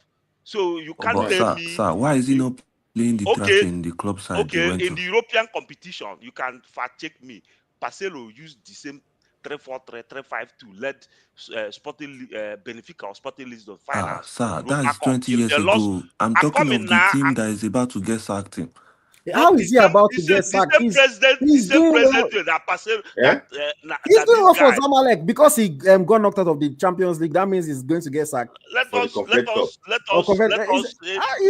I hate is when you discredit somebody. The same thing was what happened to General Raw, and the Guava entered there, thought it's easy, and the Tunisian team with 7 regulars down with COVID-19. They even traveled from their group to Garwa to meet Nigeria in the AFCON. They knocked us out. So, and the same thing happened to Ghana. Ghana that came last in their group in AFCON. Comoros knocked them out, knocked us in the World Cup playoff. So let us stop all this. You criticize somebody because if you don't understand the system, or if the system does not please you, say, okay, but the major thing in football is results. Whether you play the bad and win, it's okay for me than to play ball and hit the net 7, hit the crossbar 10 times and lose a match. Yeah. If we are second now and playing and qualify for World Cup, nobody will be saying the problem in Nigeria is somebody led you to finals of a major competition. You say they are not playing any pattern. Yet they were winning matches. So we won Cameroon, which has always been our rival. And Samuel Eto'o wanted to appoint Pasero after the AFCON. It was just that the sports minister, he had issue with the sports minister. That was why he couldn't succeed. Yeah. So let us stop all this all these things will not help anybody. If somebody does well, I give him credit. But if somebody fails, I will also state it. Instead of you to say for you to say that he didn't play well, that it's just the players. Let the players now qualify us for the World Cup now. Since they are very good. Let me for me, I just want to comment from history, every time Nigeria goes to AFCON, we are always individually motivated. I mean the team players. If you remember, I want to talk about the one I used to watch from 2008, 2010, we didn't go 2012, 2013. The 2013 we won. We lost the first, and I think we drew the first match. The second match we drew. Then the motivation started from the third match, if you remember. You know that it has they wanted always to been sack like that Keshi. from time. Even before the quarterfinal, they were waiting for Keshi against Ivory Coast to sack him. I have to move on to Monday quickly because I've already took 3 hours. I've never done that. Let us, it's always good. I don't like blaming people when they try for you because the person will start wishing you bad luck. Especially when he tried for you and you are discrediting him. But this is okay. So, then please quickly 1 minute. Okay, already. I will not take time. Sorry that I even. Sorry, Mr. Aki start to take you over. Thank you for joining too. Okay. It's too early to judge the coach and say he got the tactics wrong because just 2 games, just knowing the players, and if you look at it, it's just because your mic, the Zimbabwe. Your mic. I mean, they scored. My mic. Yeah, I can hear you clearly. Can you hear me now? Yeah, we can hear you. Now, my own is this same thing. If you the last African Cup of Nations final, we complained that we sat too deep because we scored 1 goal. We should have attacked. Now the coach attacked against Zimbabwe, introduced another this thing. We are saying, we should have played like five at the back. We should have done this. We have done this before. Against Tunisia, World Cup qualifier in Abuja, we were leading. We sat back. They were attacking us until they got that second goal. The game ended 2-2. Maybe if we had done the same thing against Zimbabwe, they would still have scored that goal. The problem is that side of the right back or the DM, maybe in the needs, because if you look at that side, we are having a whole lot of challenge from that part of the field. That's number 1. Number 2, I think our players are not clutch enough. That is my own. If you look at it, how many games Emmanuel Amuneke played? Maybe like how many games? He didn't play up to 30 games for the national team. But look at his impact. Compare Emmanuel Amuneke. I don't like to compare players with Moses Simon. Compare the two. Look at Julius Agawa. Julius Agawa played like 32 games, 14 goals. And look at the impact. It's the African Cup of Nations 2000. Look at the impact. And that is why we remember most of these players a lot more than we remember the present group of players. Kuwobi's cap for the national team is close to 90, more than his uncle. But you will remember J.J. Okocha more than you remember Iwobi. Celestin Bavaro maybe like 25 or 28 games. But you remember him more. Emmanuel, look, go back and compare and contrast. Amunike's first major game was in the final of the African Cup of Nations. He scored 2 goals in the final. People will never forget that. The World Cup, 2 goals. And even in the qualifiers, we were playing against the Burkinabe team that also were France and qualifiers. We're going to play a Burkinabe team that did well the African Cup of Nations, which they hosted in 1998. We played away from home in the difficult sun, terrible pitch. He scored the crucial goal. We won that game away from home. And they had good players. Mamadou Zongo was playing pretty well at that time. And their goalkeeper, well revered in their country, Diarra, they were doing pretty well. We won away from home. We came home. Kenya, we had played draw against Kenya. They were really disturbing us. We needed to kill that game in Lagos. Who scored? After Olise scored the first goal, Amunike scored the second goal. I think this set of players are not, the mental strength is not there. They are not clutch enough for me. Because if you look at the players we had then, that's why you always remember this one. You always remember that one. They didn't play so many games. These guys had like, Bashi has played in 2 years. He's played 2 to 3 years. He's played close to 30 games for the national team. Compared with some of the players that played at that time in those same roles, they didn't play up to that number of games. How many games did Olise play? How many games did Finidi play for the national team? We've got some players now in the national team. Taribo West didn't play up to the number of games AFCON has played in the national team. But we always remember them because when it mattered most, they delivered. We're playing away from home against Sudan. We needed to win that game. We won by how many goals? Maybe by 5 goals to 0 or 4 goals to 0. We were playing against Algeria, a game that we needed to win. They've got fantastic players. Butabut. We won away from home by how many goals? By maybe 4 goals to 2. We needed to beat Zimbabwe back home. We won by 5 goals to 2. I think the players are not clutch enough. Because for me, going forward, I'm more scared for Nigeria playing at home than playing. We could beat South Africa away from home, but I'm not so confident that we're going to beat Rwanda at home. I'm not so confident. I quite agree with Ayo on Bright Osai Samuel because I was also watching that. This guy is not doing anything. Going forward, he was not adding anything to the team. Defensively, he wasn't really adding anything to the team. AFCON was trying to cover for him. As a player, we are playing at home in front of your fans. You need to step up the game. Then for the supporters, support your team, irrespective. Because you can't continue to support us the same old song. Okocha is not playing anymore. Kanu is not playing anymore. So it's also part of it. Why can't you be singing Okochani, Bono, Julius Agawa? These players are not playing anymore. These are the new set of players. Find song for them. Osime this, Ekong that. They are not change the old song. I think no matter what, we should always support our team. Get behind them. Don't have doubt. And that is why I think they don't really play well at home. Because they don't feel like they're even playing at home. Because the kind of support, we don't give them that enough support at home. That's my take. All right, thank you, Evan D. Thank you for that. We're going already out of time now. Thank you, Evan D. You know one thing that I like about what Evan D said, just at the end there, support, because that's something that people always tell me that, oh, why am I always bigging up Nigerian players? Support. If they play rubbish after the 90 minutes, you can boo them if you want to, but during the game, support them. That's very important. So, Evan D, thank you for joining. I have to wrap it up now. So, I tell you that you have something actually what's coming up, tomorrow. Should I play the clear now? Yes, you can go ahead. Let me just preempt what people are going to see. So if you watch the Nigerian FC podcast on Tuesday, then you've seen the trailer, but once again, I have an interview coming up live on our channel tomorrow at 5 a.m. Eastern, 10 a.m. Nigerian UK time. He's a young player who started his career in Feyenoord, born and raised in the Netherlands.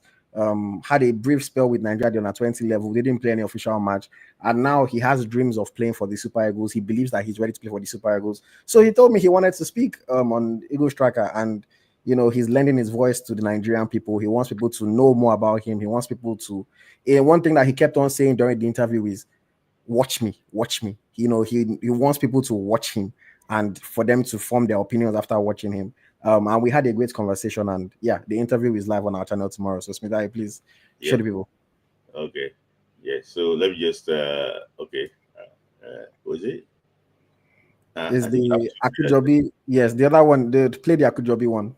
The Sporting Chelsea, because I was in the pictures with like Mikel, and the moment I started following him, I was like, Chelsea is my team now, man. But they were telling me, you've reached 18. Some players, they've already made their debut. The moment I heard that Erevin wanted me, I was so happy, but I knew it's not over yet. How did you find out that you had earned your pro contract? The coaches told me, we would like to have a talk with you. So I was like, okay, I hope I'm not in trouble. I didn't do anything bad, but you just start thinking, why does he want to talk with me? Then he was like, the club have decided to offer you a contract. And I was like, wow. Once you're getting money, you need to deliver, because it's not a joke anymore. You were part of the Nigeria under-20 setup. Yeah, that time for me was a very proud moment. Sometimes God just has his way that he works. You scored your first goal. How did you celebrate? Well, my celebration was so bad. Everybody was just texting me like, okay, the goal is nice, but you need to work on your celebration. What would you say has been the highest moment of your career? I think... Do you believe that you can get to play for the Super Eagles? No, I think I'm ready now at the moment. Messi or Ronaldo? I hate this question, man. I'm a Ronaldo fan, but... That's very good, Freda. So I think I also have one. Do you want to say something about... Sorry, before, let me just quickly add something. And see that part that I said, do you think you can play? And he said he thinks he's ready. Just so that when people are watching, they know. When he said he thinks he's ready, if you can, I don't know if you can guess what my next question to him was, but my question was, why? Why do you think you're ready? Mm-hmm. And he gave an answer. He explained why, I did not just allow him to just say, well, I think I'm ready. And, I asked him, why do you think you're ready? And he gave an answer. Don't get me wrong, for anybody, I'm not hyping him. I'm not saying, oh, he's the next best thing since sliced bread. But I just like the fact that he's somebody that is confident in his ability. And he, like he said a lot of the time in the interview, he wants people to watch him. He's not asking for anything undeserved. He wants people to watch him and for them to make their opinions, because he believes that if you watch him, you would think that he's good enough. Okay. But yeah, so the second one, Smidlai, is our new series. This one premieres next week, not this week, but next week. But I wanted to show we've worked on the trailer. Yeah. We've shot 2 episodes. This is the first episode. A new series on Eagle Striker called ET Ranks, where we're going to be ranking different Nigerian players based on different categories. But the first episode, we ranked the best Nigerian defenders of all time, and it was a fantastic one. And I have the trailer for that episode here. Okay, yeah. I think that MPFL is the best that I can give him in this ranking. Does anybody disagree with me? I disagree. Disagree. Everybody disagrees. I think I said that for content. I was like, the only thing that can make me go against Taribo for being coach was just because he didn't sign for my team. Welcome to the first edition of ET Ranked. We have 20 Nigerian players. This video is going to be ranking the top 20 Nigerian defenders of all time. The lowest tier is called NPFL. Then we have the Super Eagles tier, we have the World Class tier, and then we have those that are in the GOAT status. In terms of talent, I think he's not close to about 10 of these guys. If it was my pick, I won't lie, I would have probably picked him in Super Eagles class. And that people will still come for me because I'm picking this name. I have to put him. You're asking for VAR. this Uche Okafor guy played 34 games for Nigeria. Uche Okafor played 2 World Cups. No problem, good for him. Football has never been harder than today. Yeah, another actually one, interesting conversation, guys. You don't need to miss that one. We ranked those things, and very interesting conversation actually was there, and it was so interesting, which I would, guys, watch that one, very, very interesting. So next week, that one is next week. That one is next week. So is tomorrow. So maybe if you're in Europe, it's today for you people. It's already today. So. Yeah, I thank you for actually what. Thank you very much, Niglai. See, now me they always cause you to stay long. I will stop bringing up this argument on your show. People used 2 hours to argue that thing. Well, thank you for your time. So yeah, so guys, I really actually would appreciate all of you for your time. Okay, Evan, thank you for finding time to actually watch. I know Evan was driving on the way, but thank you for joining. Let me just appreciate our gifters quickly. I want to appreciate. Idolton. Thank you for your super sticker. I want to actually appreciate Greg Koji, my brother. Thank you. I want to appreciate Falari Yusuf. Thank you, my brother. Ade Falami Salami. That is Otumba Salam. So thank you for joining. Taiwo Kwade, my brother from Ireland. Thank you for your gift. I really actually appreciate you. Osaru Patrick, my usual, my very good friend, always trying to support. Thank you. My main man, this Gogo. That is Chris Cars. If you don't know, that's my man. Thank you for this big gift. And also Bentley, thank you for your love. I really appreciate all of you. Another wonderful edition of Friday Night Football Club. I love your conversation. I agree, disagree, anything, but it's for the love of the game, for the Super League of Nigeria. So what we're aiming is that Nigeria should do well. Nigeria to qualify for the World Cup. That's actually what we want. And I think that at the end of the day, we'll see qualify for this World Cup. So, guys, next week we're going to be talking, something slightly different. We're going to prepare towards that too. But I really should appreciate, one of us still watching now for 3 hours. I appreciate your love. Thank you guys for joining another Friday. So see you again next week. I remain your host, Smith Lai. Stay safe. Thank you.